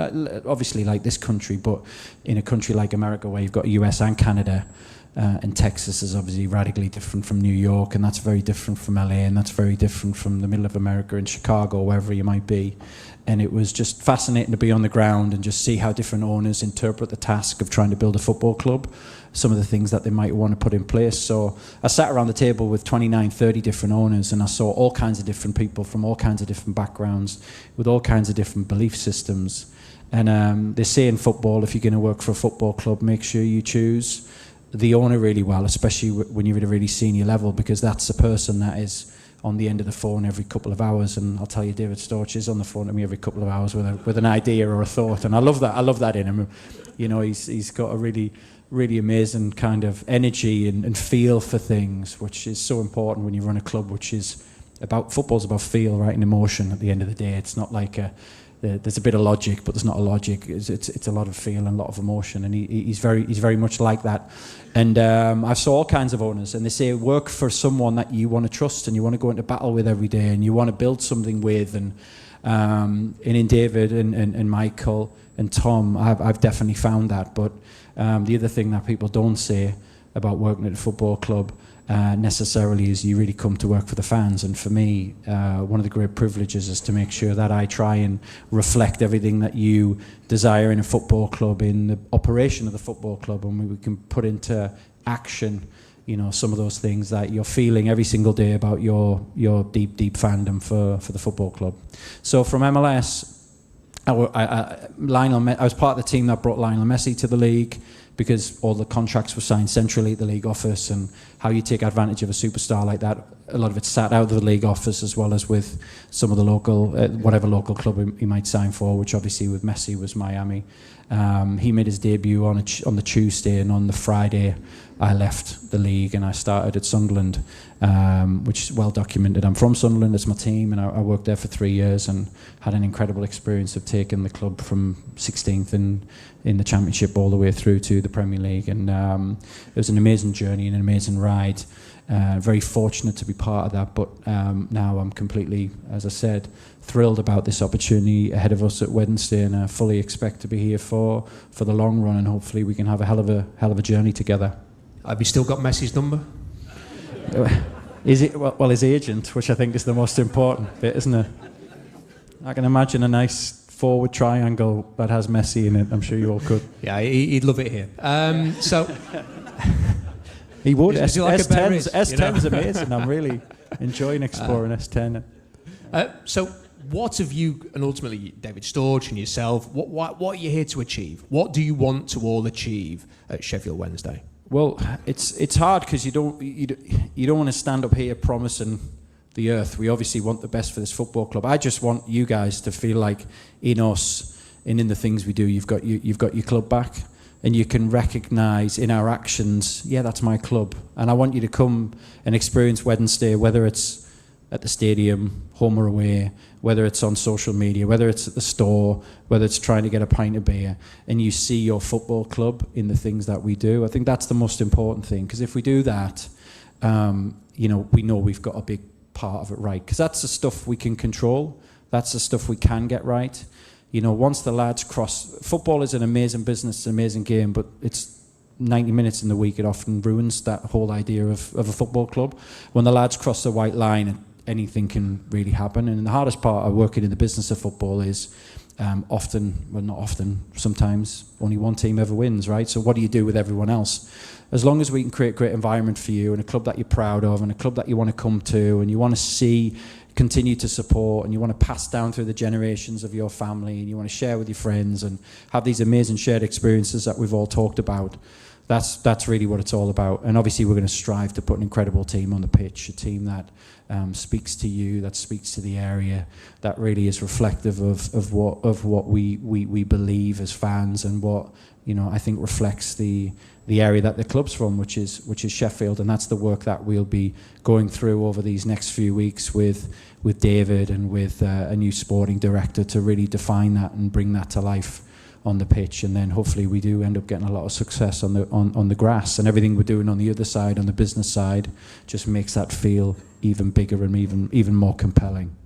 Have you got any answer to what are the ingredients to make a great football club? What are the things that the successful clubs all have that Sheffield Wednesday will need to have if it's going to be a long-term success?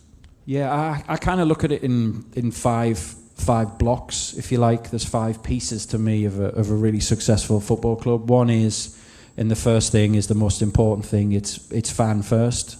It's putting the fan at the heart of everything you do, and that's just not me talking up here with lip service, but it's genuinely how do you build a business that puts the most important constituent stakeholder at the core of it, which is the fan. So I like to say we're fan first, and then I like to say we are led by who we are, Sheffield Wednesday. So call that brand, call that purpose, call that heart and soul, call that culture.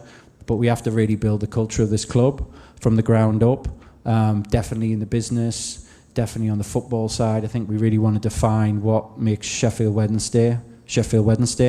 And I think that's the work that we want to go through. And I think that's really important, because that's what we take to the marketplace, and that's what we get people really excited about. So when we talk to a player and you talk to them about the journey that we're going to go on and what this football club's like, when you talk to agents who represent players, when you talk to the commercial community, when you talk to leaders, political leaders at the local and the national level, civic leaders, everyone who connects with a football club, that piece is so important. The other bit is the commercial piece. So if you think about your business in that you really care about the fan, you've got lots of fans that obsess over the club, that want to come to the club, that want to get into Hillsborough every other week, That's really important. If you've got something that speaks to the world in a different way because of where we're from and the type of people we are, that's kind of that heart and soul that speaks to what makes Sheffield Wednesday, then you have the opportunity to make commercial gains. So commercially, we have to be much better than we are. We have to be. And that's everything from our technical partner, our retail operation, food and beverage at the stadium, ticketing, premium, and all of our corporate partnerships as well. We've got to be really, really good at that. But you don't get really good at that unless you've got a really strong fan base, a really, really strong connection, a really strong sense of who you are, a really compelling culture. Then the commercial stuff can come out of that. So that's the third bit. The fourth bit is the operation. We need a really, really sound operation. It's really football. It's really easy to get excited by the revenue streams in football, but you have to remember that underneath the hood, you have to be a really smart operator. You have to be smart with cost and efficiency with your operation, and effective with how you run the football club, both on and off the pitch. So that operational layer is hugely, hugely important, because that enables a lot of those things that I talked about. And it's easy to kind of forget about that, but you have to be really, really good at that. And the fifth thing is the football, right? And the football is the thing ultimately we all care about. We buy a ticket to get out there to watch 11 lads that we absolutely adore mostly, and we hope get us 3 points every week. And that's what it's all about. When we think about the football business, you have to think smartly in this modern context, because that's the arms race that everyone's trying to beat everyone at, right? Find that next great player. So recruitment is vital. Recruitment is everything when you think about the football operation. And that's from top to bottom, right? That's when you think about young kids all the way through to first team. The other thing that sits alongside that obviously is the academy. And how we become. We got to win hearts and minds. Like, I can't sit here and go like we've done it. Like, we're starting to build trust back up around the football club. It's why you guys are in the room, and there's a real feeling of gratitude in the work that the Trust have done, and many others around, friends of the Trust have done, to bring this football club really back to the fore again.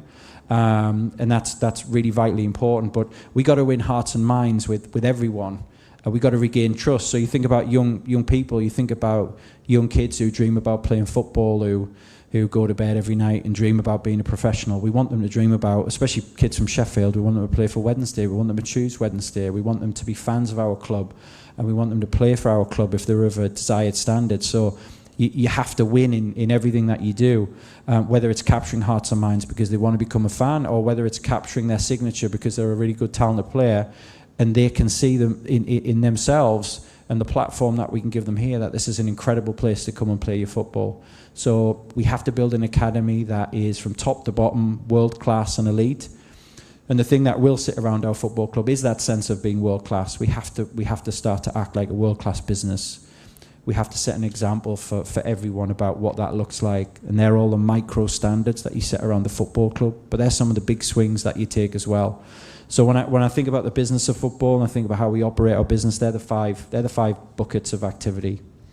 You said you've been 2 weeks at the club. You'll be very aware, I'm sure, David, that there's a lot of work to do here. This is not a quick fix. This is not something that's going to be easily solved.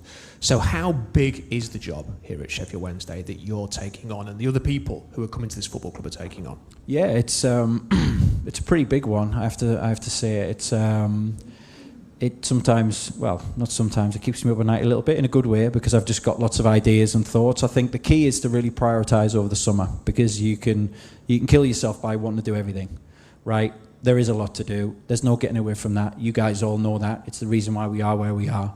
The story from here and the upside is tremendous, but we have to have eyes on the prize. Like, we've got 80-something days till we kick a ball again, right? That's not a lot of time. I should know that, because David, when he's in the office, he puts the days on and then he scratches off and puts the next one. I haven't looked at it for a few days. It was freaking me out a little bit, actually. But there's really three things. My job is to prioritise and get the business to really focus on the priorities, because I don't want to be a mile wide. I want to be doing things really, really well. So the three things that we are going to be focused on over the summer are clearly the stadium. You know, there's a lot of money going into the stadium this summer. It's not going to be that sexy, the stuff we do, but you hopefully will, as a result, will have running water. You hopefully will have Wi-Fi connectivity. You'll have the things that, you know, you should have. as a fan who's coming to a stadium to watch a football match. So we're going to fix a lot of those things that the owner's going to fix a lot of those things that should have been fixed previously. That's going to enable us then to do revenue generating things in the future. But there's a big body of work there. There's some signage work that we need to do. There's some stuff we want to do down at the training ground as well, just to lift the place so it feels a little bit different. So you can kind of get a sense of this isn't the same Hillsborough Stadium I left against West Brom, but there is something going on here, and I can feel it, right? Journey, momentum, energy, all that stuff, right? So that's the first thing. The second thing is going to be the playing squad and getting the team on the pitch together, and working with the CEO. Sorry, that's me. I don't know why I've just called myself that. It was really weird. It's too bloody. You're working microphones. together with the CEO. It's all right. The two of you. We to set up. But I'm going to work with myself, and it's going to be great. Working with the sporting director and the ownership group on really going to market aggressively and getting a team on the pitch that we can all be proud of. We've got to move quickly. We've got to be smart in the market. We've got to look at the opportunities that present themselves. And we've got to sell the story of Wednesday as we go along. Like, we'll be doing a beauty parade to agents soon to tell them, like, this is not the same old Wednesday that you might have dealt with in the past. This is a different Wednesday. You got to remember, some of these people weren't getting paid on time. It's basic stuff, but there's that you can guarantee we'll pay. And two, by the way, what a place for your player to play. And we want to sell that, and we want people to understand that. So that's really important. So we're going to be alive in the market, because we're going to have to be. We're going to have to define our football identity moving forward and what we want that to look like. Obviously with Henrik and the group. And then the third bit is we have to commercialise the football club, because that drives the ability to do all of that stuff, right? I'm not going to be blind to that, and no one can be blind to that. We have to build a really good commercial engine, otherwise we can't do any of those two things. And we're not doing that in a way that's going to make you guys hopefully feel uncomfortable, as hopefully you've seen with some of the season ticket pricing and some of the other things that we'll look to do over the summer months. But we have to build a good commercial engine, and that means we've got to be attractive to local businesses. Really attractive to local businesses. They should see an ability to improve their business by partnering with Sheffield Wednesday. I'm not going to go, with my hat out saying I need some money. I'm going to say, here's how I can help your business, because you connecting with Wednesday is going to improve and help whatever objectives or KPIs you might have. So we need to work with the local market. We need to work with the national market and the international market, who hopefully get excited about Wednesday. But we've got everything to sell. Everything is available to sell. And we have to sell aggressively over the summer. And I'm talking about front of shirt, I'm talking about sleeve, all the assets around the kit, the perimeter boards, the various packages, assets and inventory we have, all the premium spaces that we have in the stadium. We've got to sell it all, because that is the engine that drives the ability to be successful in the transfer market. So they're the three things. If you said, like, eyes on the prize, what are they? They're the three that we have to think about every single day. I appreciate some of these next questions. You're 2 weeks in. You might not be able to answer everything in great detail. Just quickly on Hillsborough, is it just sort of aesthetics thing that you can change this summer? And what is the long-term plan? Because some people will wonder, have you got broader plans to move to a new stadium? Are you preferring to redevelop Hillsborough and stay here? What can you tell us at this stage? Listen, I don't think we know yet. We want to be optimistic and be open-minded rather to the opportunity. It's unbelievably historic. I think if you put any of us on the spot, what would you ideally like to do? I think we'd like to redevelop Hillsborough and make it the stadium that we all want it to be. Ultimately, we have to think about two things, probably the two most important things when we think about the future of our home. One is, can we elevate and enhance the fan experience? So that it's more engaging, it's a better place to be, we can create a better atmosphere, and we can drive the football performance through, just a great place to come and watch the game and feel like this is our stadium, this is our club. So there's a heavy dose of creating the most optimal fan experience in the building. And then the second thing is, can you generate the revenue you need from the stadium to be successful and ultimately compete? Because we all want to compete, we all want to drive this club forward. But we have to recognise that it's one, let's get it right for the fans and the experience that you all have in the stadium. But two, what is the revenue mix that makes that appropriate? And when I say revenue mix, it's not about driving up the price of general admission tickets.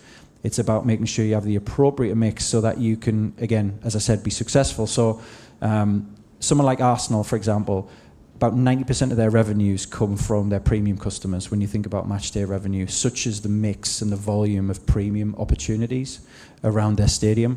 We got to get that right because we're miles off it here, miles off it.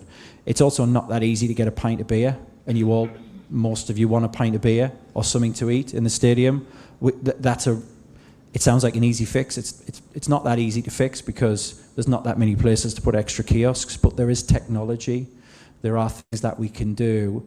Hopefully over the summer we'll try and get some of these going early on. Don't quote me on that because we're working really hard at less than 2 weeks in to try and figure out exactly what we can do. But for me, it's like, can we sell more beer?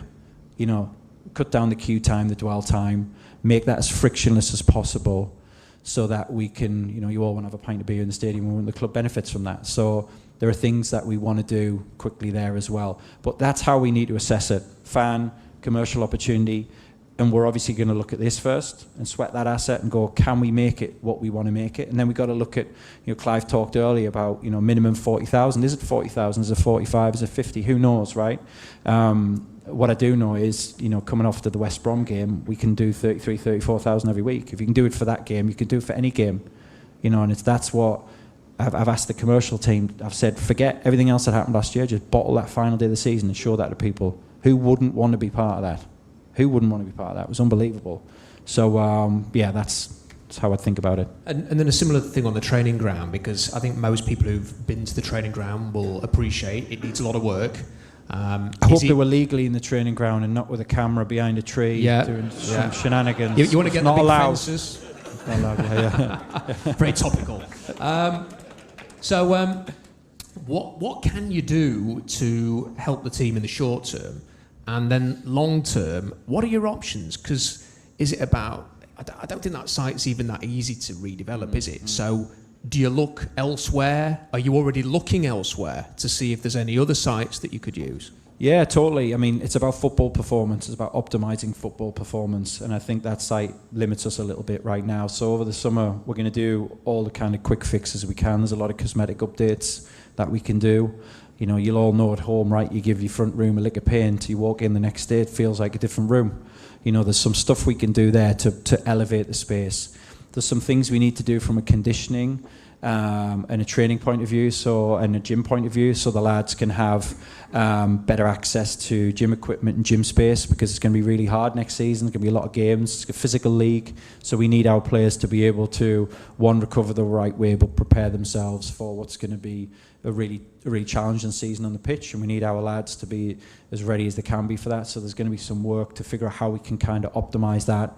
There's some updates being done now to the pitches so that we are ready to go when the lads report back for pre-season, but also that improves the quality of those pitches over the winter months, where it obviously becomes a bit more challenging. But listen, I think we all know we're limited by space. You see all these brand new facilities that clubs are opening, 70 plus acres, top to bottom pathways from, under 6, under 7, all the way through to first team. And ideally we have something like that. So we're very open-minded on what that can look like, but it has to create the right signal to the marketplace. It has to create the right signal to players.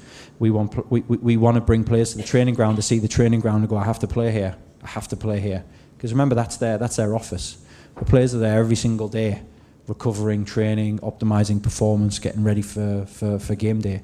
We have to make that as good as we can. And these are where all the marginal gains are happening in the game right now, right? Where there's this arms race to create the best possible facilities for players to play in. So we have to be mindful of, again, hearts and minds, capturing the attention of young players. They want to choose Wednesday. So the accessibility is really, really important when we think about, where some of these kids are coming from. Can they get on public transport? Is it easy to get to at 4 o'clock straight after school? Some of these things, but also at the elite level, the world-class level, is this a place that top footballers want to come and play, and they want to choose to play for Sheffield Wednesday, and it's such a key part of their decision-making process. How close are you to appointing a sporting director, and what can you tell us about the structure of how everything's going to work?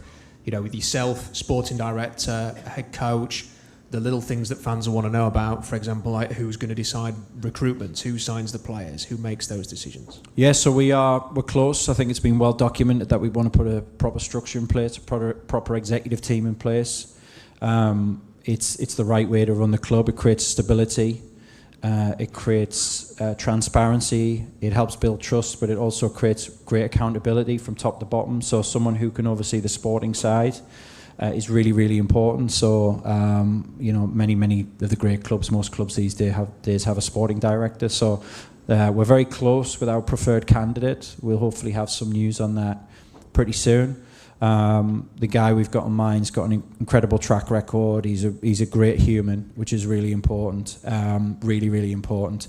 It's someone I can imagine going in the trenches with, and really coming together and figuring out what we need to do to help move this club forward. A really, really deep thinker, high emotional intelligence, just a really, really good guy. I'm really excited. Hopefully we can get that through, and we can get that done, and you'll get to meet that person soon. But that person will really have accountability for football performance. I'll hold him accountable because that person will report into me.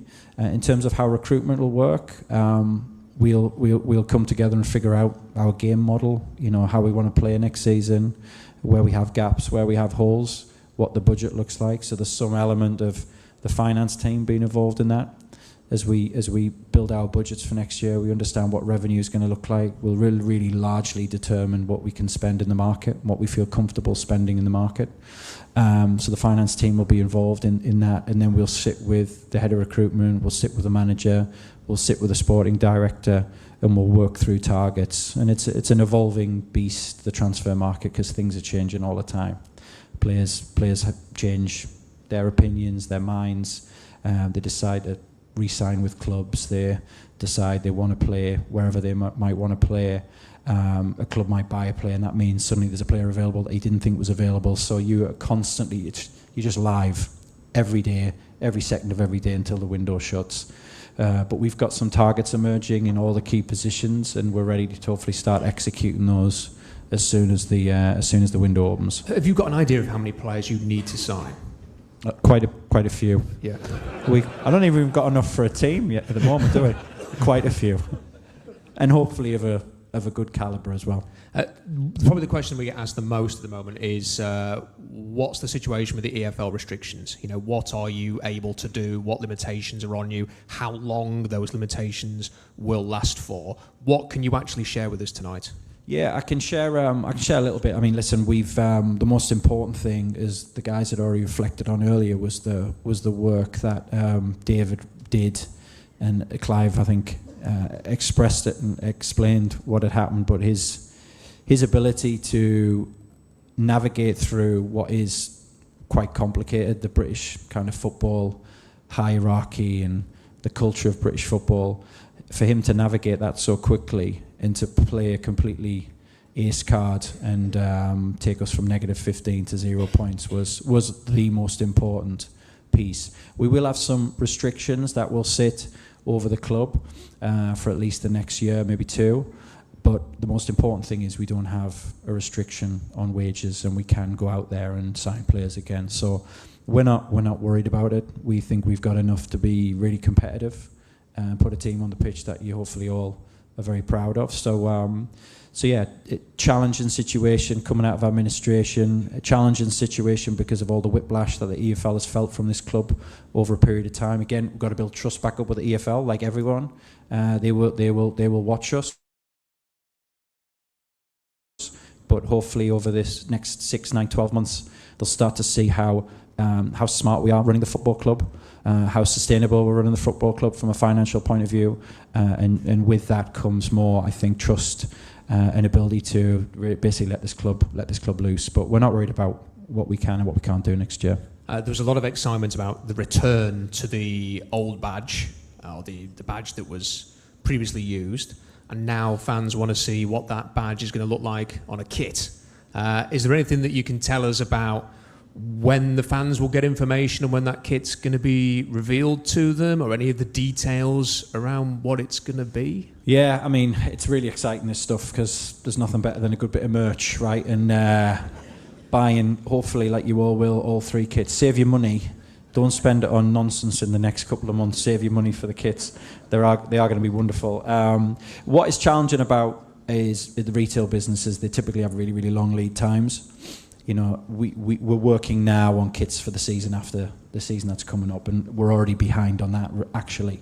So we're playing catch up. So the ability for a technical partner to be able to get us a kit for next season, given that we've obviously stepped away from Macron, is a real task. It's a real task. So, but we found a partner that may or may not have been leaked out there, and may or may not be true. And I'm speaking like a real diplomat, or at least I'm trying to here. It's a tall order to get stuff out of factories and to get them into market, but we're working really, really hard to get them as soon as we can. And we've seen the designs, we've approved the designs. We actually saw photos of the first sample of the kits today.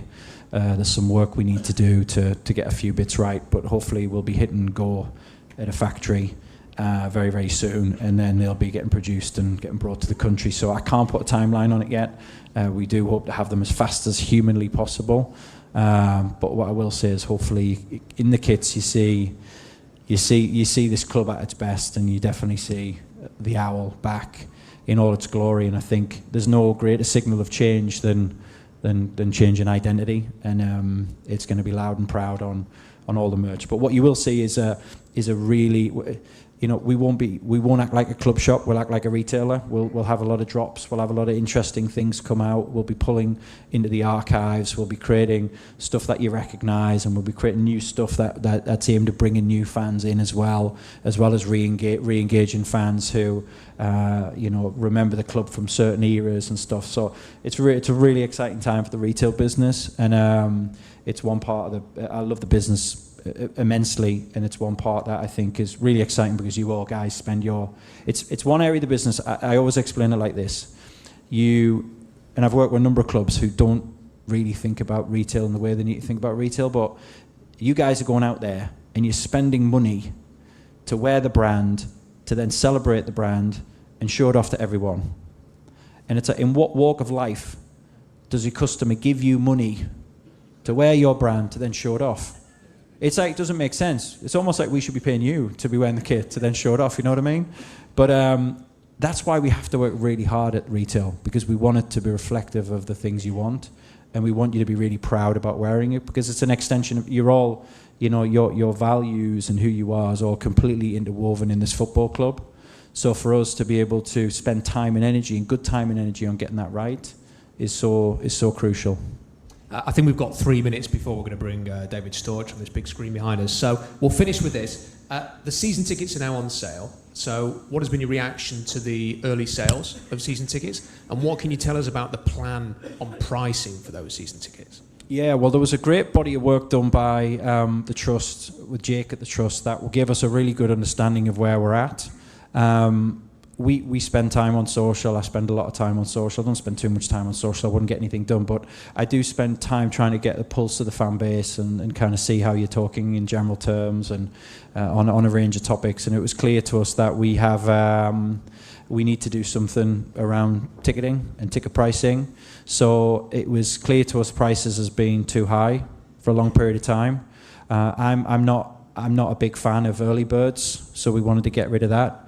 These early bird windows. The reason why I don't like early bird windows is because, you've been a season ticket holder for 20 years. I'm not a season ticket holder. We open the early bird window. You pay the same price as I pay. It doesn't feel right to me. We wanted to reward loyalty. So one of the things we wanted to do is say anyone who's had a season ticket for the last 5 years, you get the cheapest price. We wanted to go back 5 years because we know there's been a lot of fans who've paid the ultimate sacrifice, which is to not spend money with the football club for all the reasons that we talked about. So we said, go back the last 5 years. Anyone who's had a season ticket for the last 5 years, you deserve the lowest price. And then anyone else who hasn't had a season ticket in those last 5 years pays 5% down on those ticket prices last year. So it was really important for us to do that. I wouldn't evaluate the pricing strategy just on ticketing alone, because when I think about fandom and what you guys really care about, I think about ticket prices, I think about retail prices, jersey prices, kit prices, and I think about the price of F&B, right? So I think you need to judge us in the round on all of those things. Overall, we think the prices of things are probably a little bit too high. We want to make those more appropriate. We'd rather sell more pints and more shirts and more tickets. So we've done really, really well. I think we were over 4 times our highest ever sales day in the first 24 hours, which is an incredible thing. And I can't imagine there's many clubs in the country selling over 10,000 season tickets in 24 hours. I really don't believe that. So it's an amazing testament to the appetite of the fans to buy and invest and to reignite around the football club and to join us on the journey. And we want to break a record, which is just under 21,000. I think we can go above that. I know you all like a little bit of a marker, so tell all your friends we're trying to get to 21,000. Hopefully we'll get there, and we'll keep pushing on. But we want to rock in Hillsborough next season. Like, if that place is rocking, you all feel good about life, the players can perform better, and we'll get out this league quicker than when we might have thought. So really important that we think about ticket in the right way, because we know how important it is for fans. Well, David, I've been covering this patch for nearly 20 years. You can probably tell by my hairline. But I think that's an interview and it's the kind of thing that Sheffield Wednesday fans have been waiting 20 years to hear from. So thank you for your time tonight. Really appreciate it. Thanks, everyone. Cheers.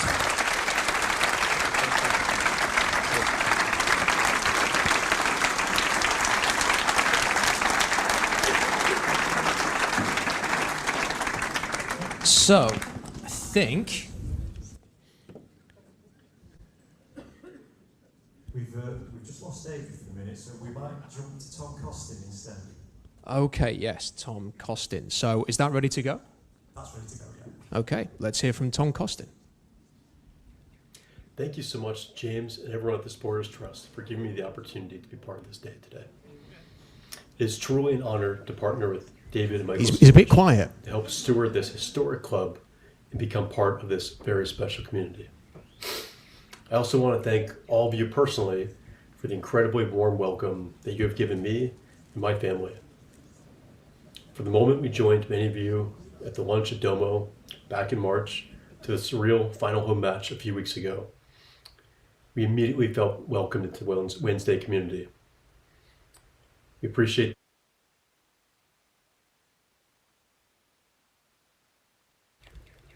Thank you so much, James, and everyone at the Supporters Trust for giving me the opportunity to be part of this day today. It is truly an honor to partner with David and Michael Storch to help steward this historic club and become part of this very special community. I also want to thank all of you personally for the incredibly warm welcome that you have given me and my family. From the moment we joined many of you at the lunch at Domo back in March to the surreal final home match a few weeks ago, we immediately felt welcomed into the Wednesday community. We appreciate that, as it means a great deal to me, and it's something I'll never forget. At that first lunch at Supporters Trust, it became very clear that we are all aligned in wanting to help restore Wednesday together. The Better Wednesday document reflects that passion and thoughtfulness and common sense of all the supporters who deeply care about making this club the best it possibly can be. I truly believe there is enormous potential in what we can build together. One story from that lunch that really stayed with me involves Rob Brooks, who was sitting right next to me. Rob actually went home and brought me a copy, his personal copy, of A History of Sheffield by David Hay. He did this after seeing that I had bought the Sheffield Wednesday history book by Janice Dickinson recently at the Megastore. Rob wanted to make sure that I understood not only the history of Wednesday, but also what makes the city of city of Sheffield and its community so special. It was an incredibly thoughtful gesture and one that meant a lot to me. I just hope he doesn't quiz me too much on that, but I'm working hard on it. On a personal level, one of the reasons I already feel so connected to the Wednesday community is because some of my favorite memories growing up were going to Boston sports games with my grandfather and father and being a part of that passionate fan base in a hardworking city that reminds me a lot of Sheffield. My childhood team was the Boston Red Sox, different sport, but we went 86 years of torture without winning a championship before finally winning in 2004. That experience taught me so much about how sports are much bigger than the game itself. They connect generations, families, and entire communities. It is very clear to all of us that Wednesday supporters feel that same deep connection to this club and even more. For years, I've been fascinated by what football clubs mean to communities and families across generations. The passion, the loyalty, and the unwavering support that all of you have for this club stands out across the English and European football landscape. Through good times and difficult times, and to be clear, there's been many difficult times for the fans, you continue to show up for Wednesday. That passion is one of the biggest reasons why David, Michael, and our partners feel so honored to help serve as stewards of this incredible and historic club. We will show up for you every time too. We appreciate the weight of the responsibility that comes with helping lead a club with this much history and meaning. David, Michael, and I are also committed for the long term and helping restore this historic football club and building something that we all Wednesday supporters can be proud of. I already feel like I've built memories of a lifetime just attending just a few matches at Hillsborough with my family, and it's incredibly special thinking about the memories that we will continue to build together through moments of joy, heartbreak, resilience. I mean, it genuinely gives me goosebumps thinking about it, and I cannot wait for the first game in August. Like all of you, we have big ambitions for the club, but we also recognize success will not happen overnight. There's a tremendous amount of work, hard work ahead to rebuild the club the right way, and we need to create a strong foundation for sustainable long-term success. In this vein, we are incredibly fortunate to have David Bruce leading the organization and building a top-flight team, both on the sporting side and across the club operationally. We truly could not ask for a better leader to help the club going forward. We all look forward to having you hear more about his vision and his strategy for the club at the meeting today. In concluding, people often say it takes a village to build something special. But Wednesday is massive, and our village will be a massive advantage. And with the passion, belief, and support that all of you in the Supporters Trust continue to show, I truly believe we will have the opportunity to build something historically special together. So thank you again, not only for your support, but for the honor of allowing us to serve this club alongside all of you. We look forward to locking arms together for many years ahead. On that last note, up the Owls.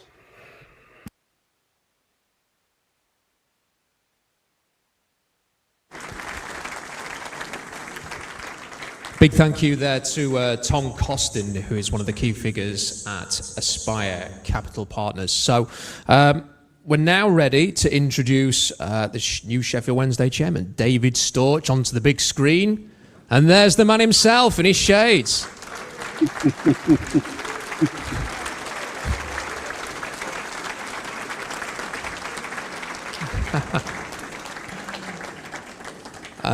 David, great to see you again. Yeah, perfectly. Yep. Yep. You're at Hillsborough tonight? Wow, let me think where to start, Rob. This has been, as you've heard me say before, I don't want to repeat myself, but it's been an incredible journey. The way I think about it is it's more or less like a continuum. It started with the Supporters Trust efforts to, basically move away from the prior owner. I was fortunate enough, blessed enough to be introduced early on to the Supporters Trust and recognized after meeting Tom and James and having a chance to go to the game on 5 November with Michael at my side together, we came away just incredibly blown away with the opportunity, with the spirit, with, the efforts that have been put forth by this group, and then found ourselves in a very fortunate position to be here at your side to enjoy rebuilding this club together. There's been a lot of momentous events that have taken place since, let's say, 5 November, and some of them have been already shared. And yet here we find ourselves today as the owners of this very historic and proud club. And it couldn't have been done without so many people have spoken before me here tonight. And ultimately, one of the most significant events throughout this whole process, I can talk about James, I can talk about Tom, I can talk about Clive and Lord Blunkett, and all the incredible people I've met along the way. You yourself, Rob, and Alex, and ultimately culminating in Asher Simons introducing us to David Bruce and giving us the ultimate confidence that we had our guy to go ahead and carry this team forward. At one stage, it was a scary thought, thinking that Michael and I might have to make decisions that we weren't really necessarily prepared to make. We understood the basic culture we're trying to set. We understand the tone. We can establish a tone at the top. But until we found David Bruce, man, it was a very, very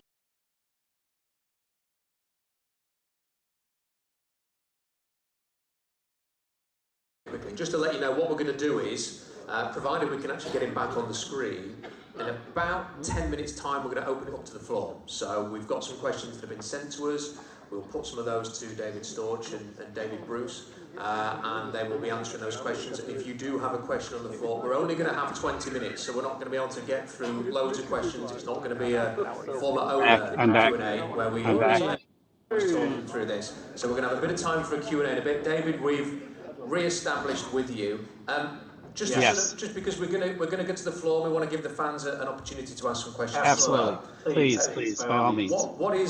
What is the ownership of this football club going to look like now? How are you going to lead as owners moving forward? Well, as I started to say here before, Rob, basically provide a tone at the top. We are going to be seeking excellence in everything that we do. We're going to create a product to make you guys feel very proud about being, the fans you are. And we're going to work very closely. We're going to first of all put in a first-class executive team in place, and then work very closely with the executive team. Give them the space they need to do what we have confidence they know how to do, and be there to provide counsel and guidance, enthusiasm, support, and capital. And so what you'll see from us is very consistent with what you've seen so far. And you've heard David kind of, I think, elaborate on the processes as we see them. And, you've heard me say before, returning this club to the fan. This is your club. Club's been around for 159 years. We're owners for 2 weeks and about 3 days. And for us to come in and kind of dictate how it should be is just not how we're going to function. So we're going to provide the leadership. We're going to try to build on the culture that's been established over this 159 years. And then hopefully attract people like you've seen David speak. And you're going to see some of the additional executives over time come in and do a great job. and Long-term hopefully ambitions, still here. David. What are your long-term ambitions going to be for Sheffield Wednesday under this ownership? Well, yeah, I think our focus. And can you hear me now? Can you hear me? Hello? Can you hear me? Hear us?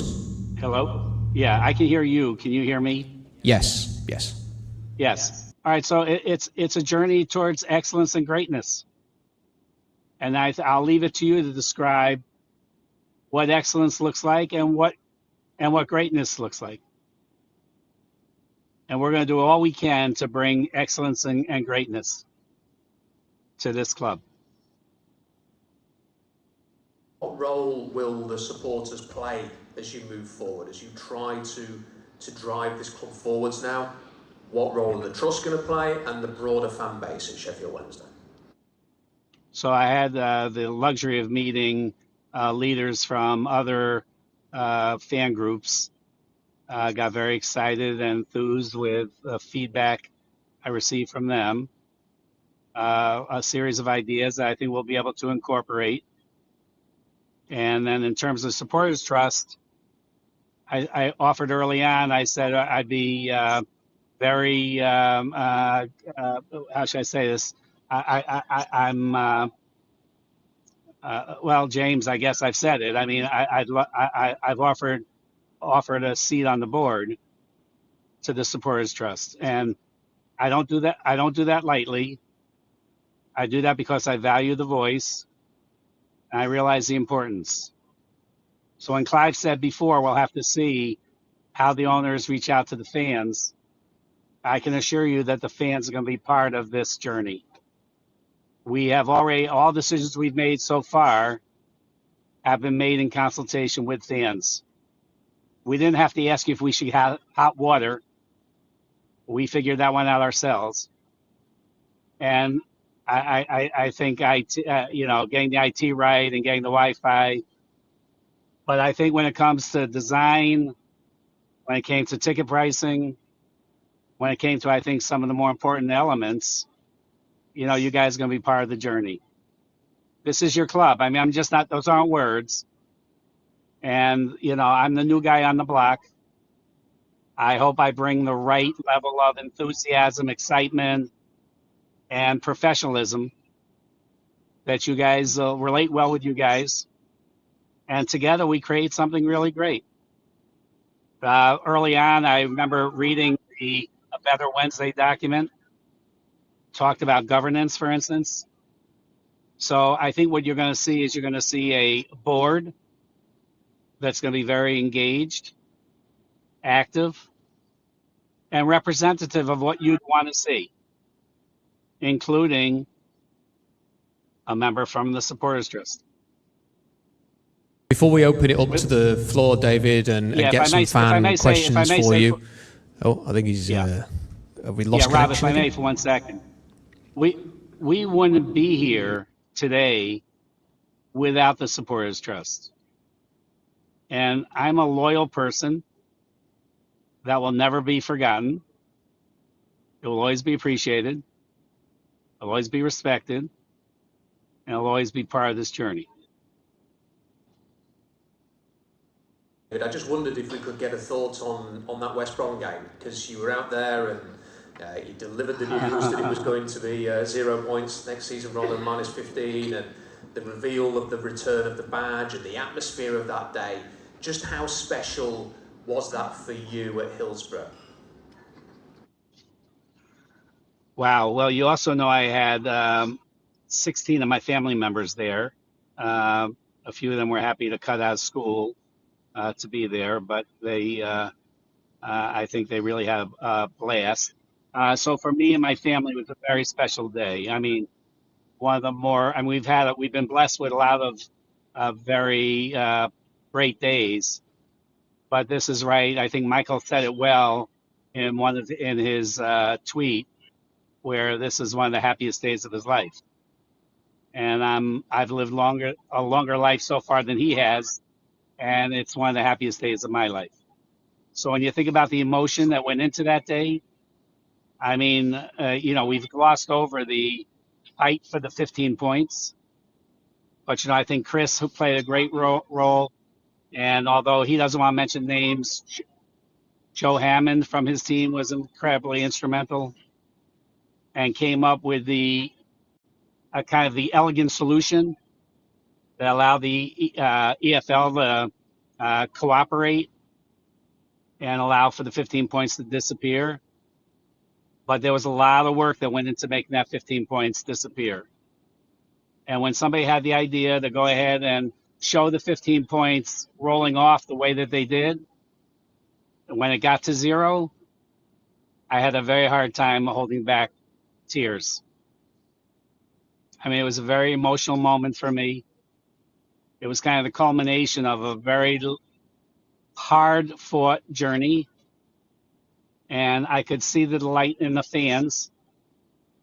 And, the notion that the way it worked out, where we would actually not only start next season with 0, but end this season at 0, had a certain symmetry about it, which I think is almost like fairy tale like. So if we had been sitting around having this call, 4 or 5 weeks ago, and we had said that we're going to end the season on 0 and start the next season at 0, we could have pooled. Everybody could have put one pound in, and we'd all be able to retire in 2 weeks' time, because the odds that we'd be able to pull off 0 and 0, I don't have to say anymore. David, and thank you for joining us. And we're now going to open it up to the supporters who are here tonight. I think there is a roaming mic going round. Is David Bruce still here as well? David, do you want a mic as well? Because then if you want to answer any of the questions too, then you only have to have one mic this time, which is good. Okay, so have we got a question on the floor to start with? Is everyone going to put a hand up? Because I've got a few questions here that I can throw the fellas. Have we got anybody who wants to start off? If not, I'll ask one of the questions here. So Eve has got in touch, David, and has asked, will Owls in the Park be going ahead this year? Have we got any information on Owls in the Park? Yeah, can you hear me? Hey everyone. We love Owls in the Park. We think it's amazing, but with everything that we have to do between now and the start of the season, it's just gonna, I think, kill us all trying to do it this year. We've seen what made it special in the past. I think there's a real potential to rethink that event. So it's absolutely something that we want to get on the calendar. But I think we need to take a moment on it and come back really, really strong next summer. So something we want to do, but we want to do it right. And I think you heard me talk before about doing things right, not half-baked. And I think this is one that we just want to have a minute on. We could get the team to think about it now, but it just means we're going to miss all that other stuff that we talked about. And I think we just, again, with the ability to prioritise, we have to do that type of stuff first. If there is anything you feel that wasn't asked tonight that you really want to ask, this is your opportunity. So put your hand in the air if you have a question, and we will get the mic to you. We have an arm in the air over there, so if you get a microphone there. And while we're getting the mic across to that side of the room, Richard has sent a question in. He says, we went to a baseball game in the United States on holiday last year. The fan experience was incredible. Free merchandise for those arriving in the stadium early, player profiles and stats on the big screen as part of the build-up, and lots of interaction, fan interaction stuff as well. Could we do similar things at Hillsborough? David Storch. David, for me. David, okay. David Storch. I'm also the American in the crowd, right? So, my first baseball game was 1961. Show of hands, how many were alive? All right. Okay. Okay. So, Cleveland Indians, New York Yankees, twilight doubleheader. And I thought it was the most amazing thing. The minute I walked out to see the baseball field was a sight I'll never forget. That was 60 some odd years ago, and yeah, it stays with me forever. So I mean, David made the comment about what it was like working at MSL, and the the leagues here in and the clubs here in the States are joined at the hip in terms of trying to create the greatest fan experience possible. And I think we at Sheffield will do our bit to kind of duplicate some of that fan experience. We have some fun things in mind, and you'll see some of that. And hopefully, at some point in time, our league leaders will see, the opportunities here to do a much better job in promoting the game itself and the fan experience, so we can work in concert.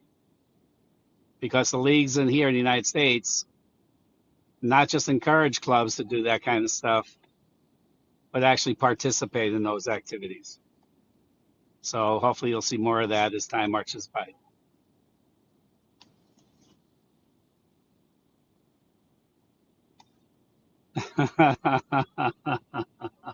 So rest assured that's not something to have. I believe we have a question over on the left-hand side of the room there. I don't know if you'll be able to answer this today, but I've got a 5-year season ticket, and I'm 2 years into the 5-year season ticket. I've been to the ticket office today, and they said they didn't know whether they were going to be honoured or not. I know it's a bit awkward to ask at this, but I would be interested in knowing whether I've got to pay out another amount this year for a season ticket that I paid for 2 years ago. I'm sorry to put you in that position now, but thank you. I believe there are 138 of you, and I believe we've already committed to honor your tickets. So I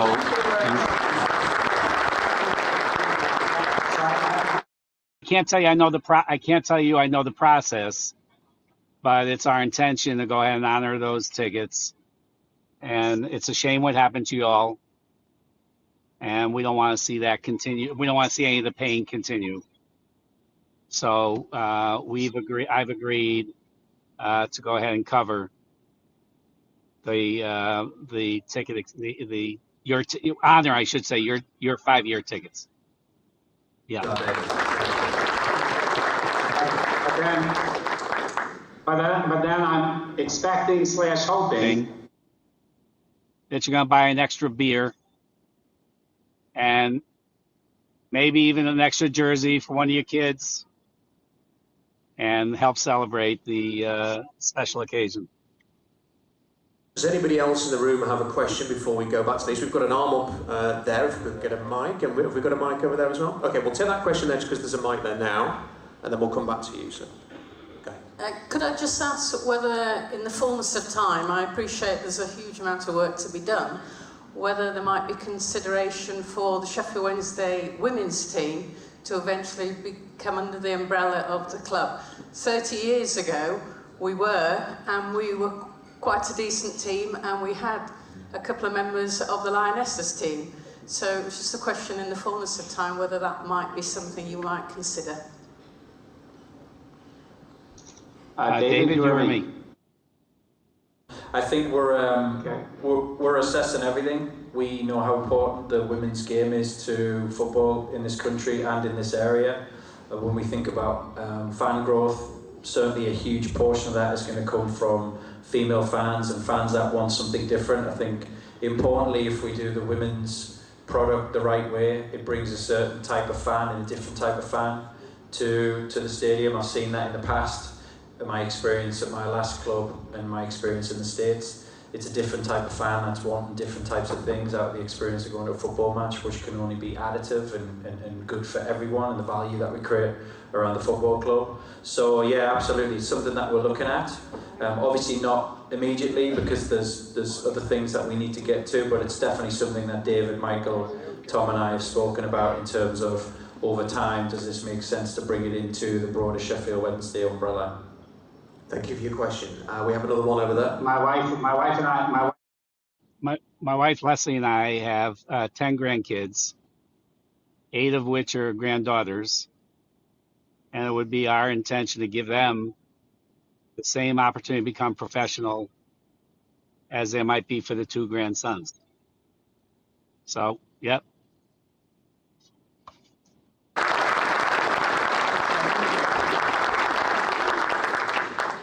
ahead. My question. Henrik Patterson, will he be having additions to his coaching staff? Because obviously the coaches that helped him out last year, a lot was came from the academy, not really experienced coaches as such. Will you be looking to bring an experienced coach in to help Henrik? Well, that's work that we're doing right now with the sport director, so until I think we have the sport director in, we can't really answer that. Henrik is really happy with the coaches that he does have. You know, people like Peter and Chris, they've got quite a lot of experience around the Football League and importantly in the league that we're going to be playing in. It's a good group. It's a group that works really well together, that trusts one another. They have skills that complement one another. So he's indicated to us that he's happy with who he has, but ultimately the assessment that we will make will be once we get the sport director in place. If you have any other questions, put your hands up and we will rush a mic over to you. Can't see anything at the moment, but come on, if you've got any questions that you feel like we haven't got to so far, I think we've got one at the back of the room there. And I think, is there another one down there? Okay, do you want to go first? Hi David, probably not a question, but I just want to place, sort of on behalf of all the fans of Wednesday, thank you for choosing us, thank you for going through a process that I imagine will be hugely time consuming and stressful for you and your family. So yeah, I don't want to take up more time, but having, you know, my granddad supporting my great granddad, my dad, and now me, and hopefully one day my own kids, it's brilliant to still have a club to look forward to in the future, so thank you.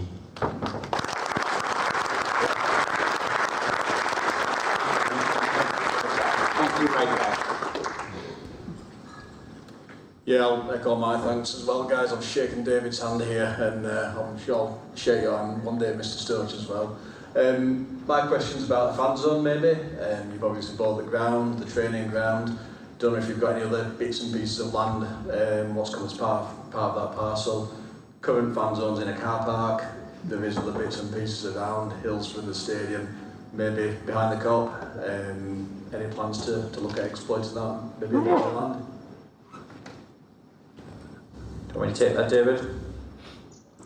Yeah, at this moment, you know, our plans are fairly well, you know, around the existing infrastructure. I think David answered the question well in terms of how we're looking at Hillsborough long term.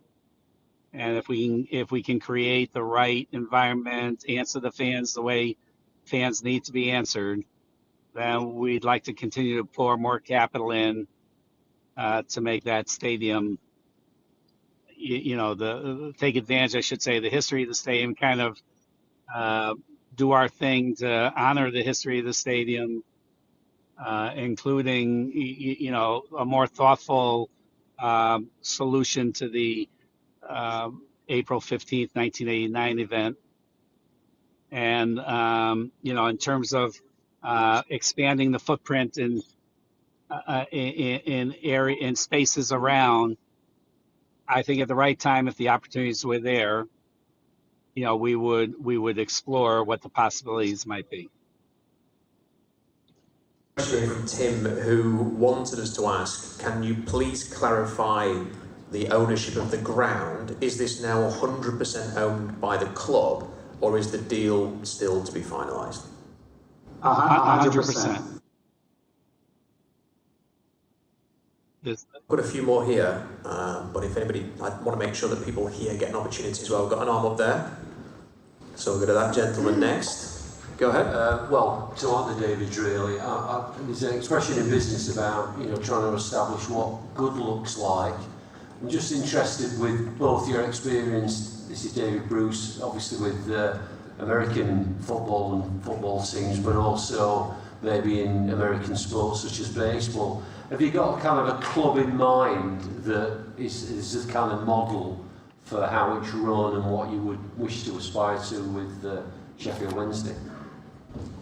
It's a great question. I think there's it's interesting, the football business. I'm going to answer it this way: the football business always looks to itself, I think, to see who's doing interesting things, and I don't think it really moves along very far by doing that. It's just small kind of incremental gains. I think the real stretch comes when you start to look at other sports and look at how other sports are engaging fans and driving commercial programs and disrupting and reinventing. I think there's there's sports out there that are doing interesting things. I think Live Golf, I know they've got obviously some challenges with public funding, but I think that's a really, really interesting model that's looked at the business completely different and the fan experience completely different, how fans follow on the course and how fans follow on TV. I think, F1 does an incredible job. They've got a brilliant model, commercial model that is really unrivaled, but it's because of how they lock in fan attention for long periods of time. I look at businesses that do brilliant jobs with content and storytelling. There's a lot of sports clubs out there that do that. A lot of the American clubs do a really, really good job of that. Baseball is a very, very good example of celebrating the content and the storytelling piece, and that's something this football club needs to get a lot better at. One of the ways that I look at it is the football business should be relatively straightforward to deliver a football match, right? It's the 90-minute thing that happens every game. The hardest thing is when the whistle ends a game and starts the next game. What are you doing in that period of time to be relevant, to engage, to activate the fan base in the right way? And that's the stuff football doesn't do enough of. It exists often in this country just to put a football match on. It doesn't think about the other stuff. But you guys live and breathe this football club all the time. So how can we do things to connect and engage in ways that we haven't in the past? Not just for you who are already fans, but the new fans as well. So we're always looking, we're always searching for case studies and best-in-class examples. We also look a lot at how we think about understanding the fans and understanding our corporate customers and business customers, how we use data. We're not using data nearly enough at this football club.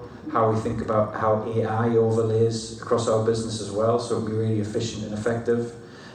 There's a lot of things we're thinking about, but we've got to get some fundamentals right first. But it's a great question. There's a lot of businesses, sports businesses out there we admire, but there'd be a few that I'd reflect on. Jonathan has asked. And if I may add just to that for a minute, having grown up in American sports, there are 4 franchises. We call them franchises. You call them clubs. So I'll call them clubs, even though they would prefer to be called franchises. We have in the NFL, you have 2 incredible examples. One is the Dallas Cowboys, which over time became known as America's team. And they did that through, a lot of hard work on the field, but also ownership that understood how they could promote the name and the game in a way that would transcend the sport.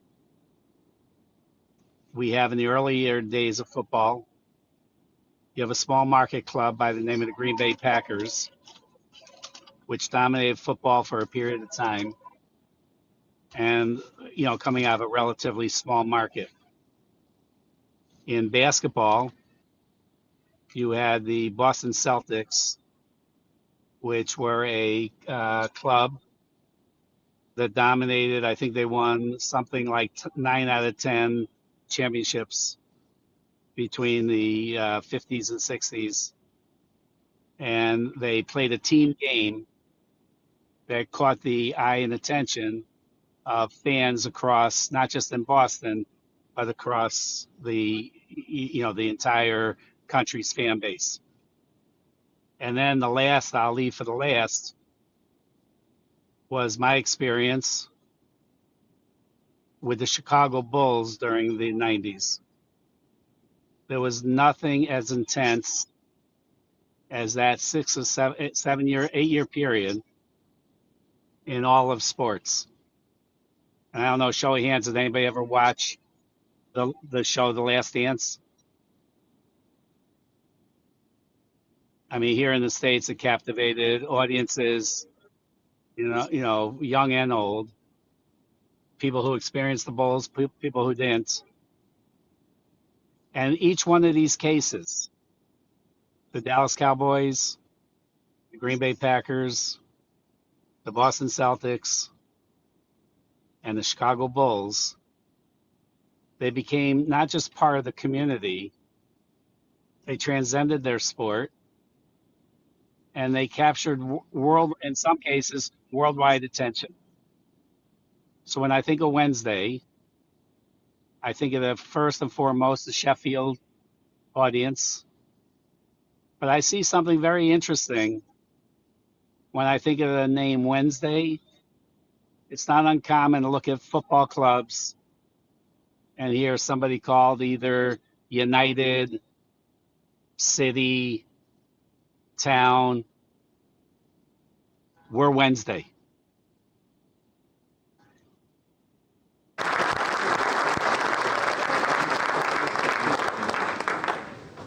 And there's a power to Wednesday. And that's something that I find, quite frankly, appealing and attracting. I think if we can use some of these U.S. sports clubs' experiences as a model, I think we all can walk away from this and feel very proud. So Sheffield Wednesday should be in the same pantheon as the names I just mentioned. I'm sure there's others, around the world. I want us to be at the top of the list when it comes to fans and the world thinking about football. That's Sheffield Wednesday. So we're just about at the end. I just want to chuck these last two questions in. They are sort of direct questions about fan experience. So Jonathan says, as a supporter with two young children of 6 and 2, I'd like to know if they are going to look at the mascot packages, because at present they don't justify the price tag. And then a different topic, Aaron says, I'm keen to understand for overseas fans if iFollow will be better. The previous owner charged almost the same as a season ticket and didn't even have the rights to all of the games. Delayed start wasn't available, so you could only watch Saturday games on a Monday here. Better value needed. So have you got any thoughts on those two particular questions? We're looking at both of them. I don't have an answer right now, but we are looking at both of them. Mascots is a massive product and opportunity for young fans. We're going to take a look at that. And iFollow is largely what's given to us by the EFL, but we can extract some additional features on that. So we will be looking at both those things. And I suppose as we come to the end, would either of you like to offer any closing remarks to the supporters tonight? David? Yeah, I would just like to say, listen, strap yourself in. This is going to be a fun journey, really fun journey. There's going to be ups, there's going to be downs. We'll win together, we'll lose together, but we'll be really strong as a group. And it's going to be amazing. So stick with us and enjoy it. We will listen, so please, if you've got any thoughts and feedback, we are the type of group that's going to listen and hopefully implement a lot of what we hear that makes sense. So enjoy it.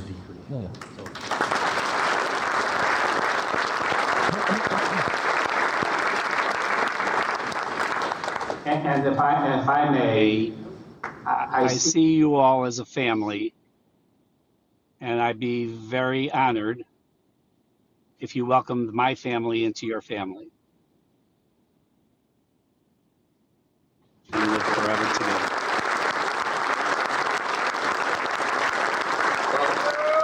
To both Davids, I think a round of applause and thank you for your time tonight, supporters of Women. Appreciate it. David Bruce and David Storch.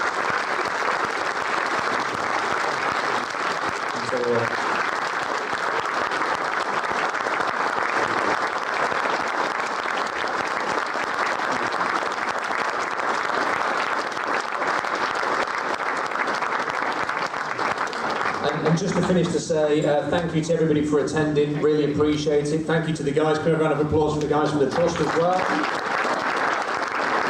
for their great efforts over the last year. Thank you to everybody who volunteered tonight to help make this night possible, to our guests, and everybody in attendance that has helped get this out to all the supporters who can't be here. And in what has been a difficult year for Sheffield Wednesday, hopefully happier times ahead. Enjoy next season and have a great rest of your night. Thank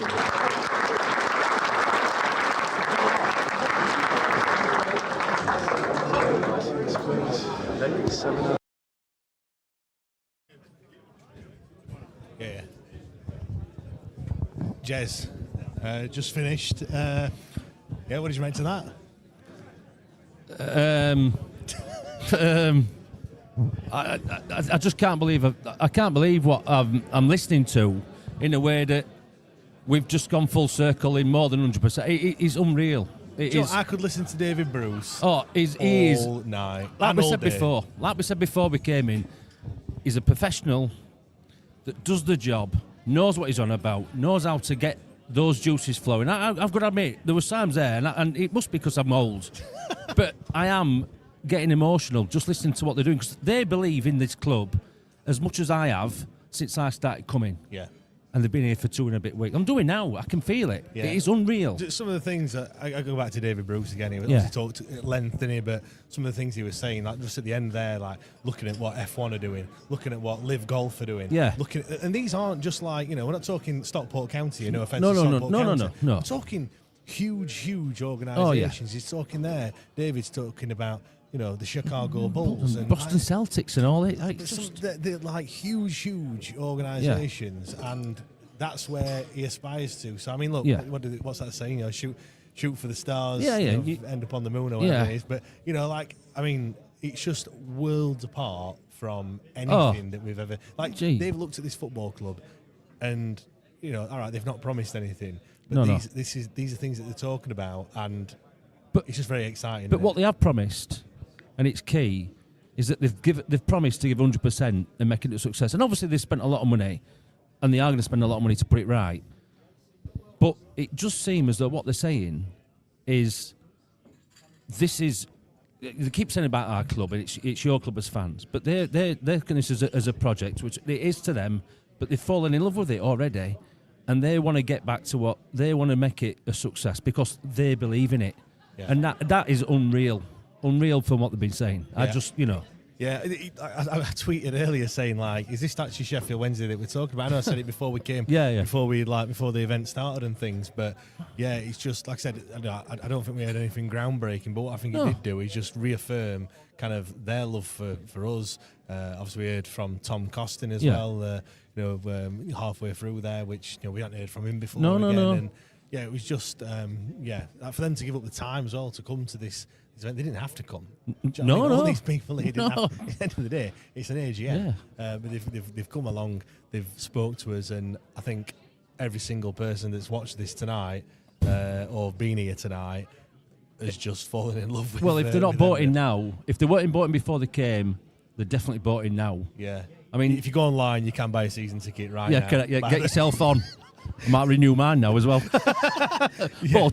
But I mean, just the way that they were talking about everything that we're doing is just. Can we just have a word for Alex? Hold on Alex a sec. Miller? Put your trousers up, Alex. Will you? Some electricity, you know.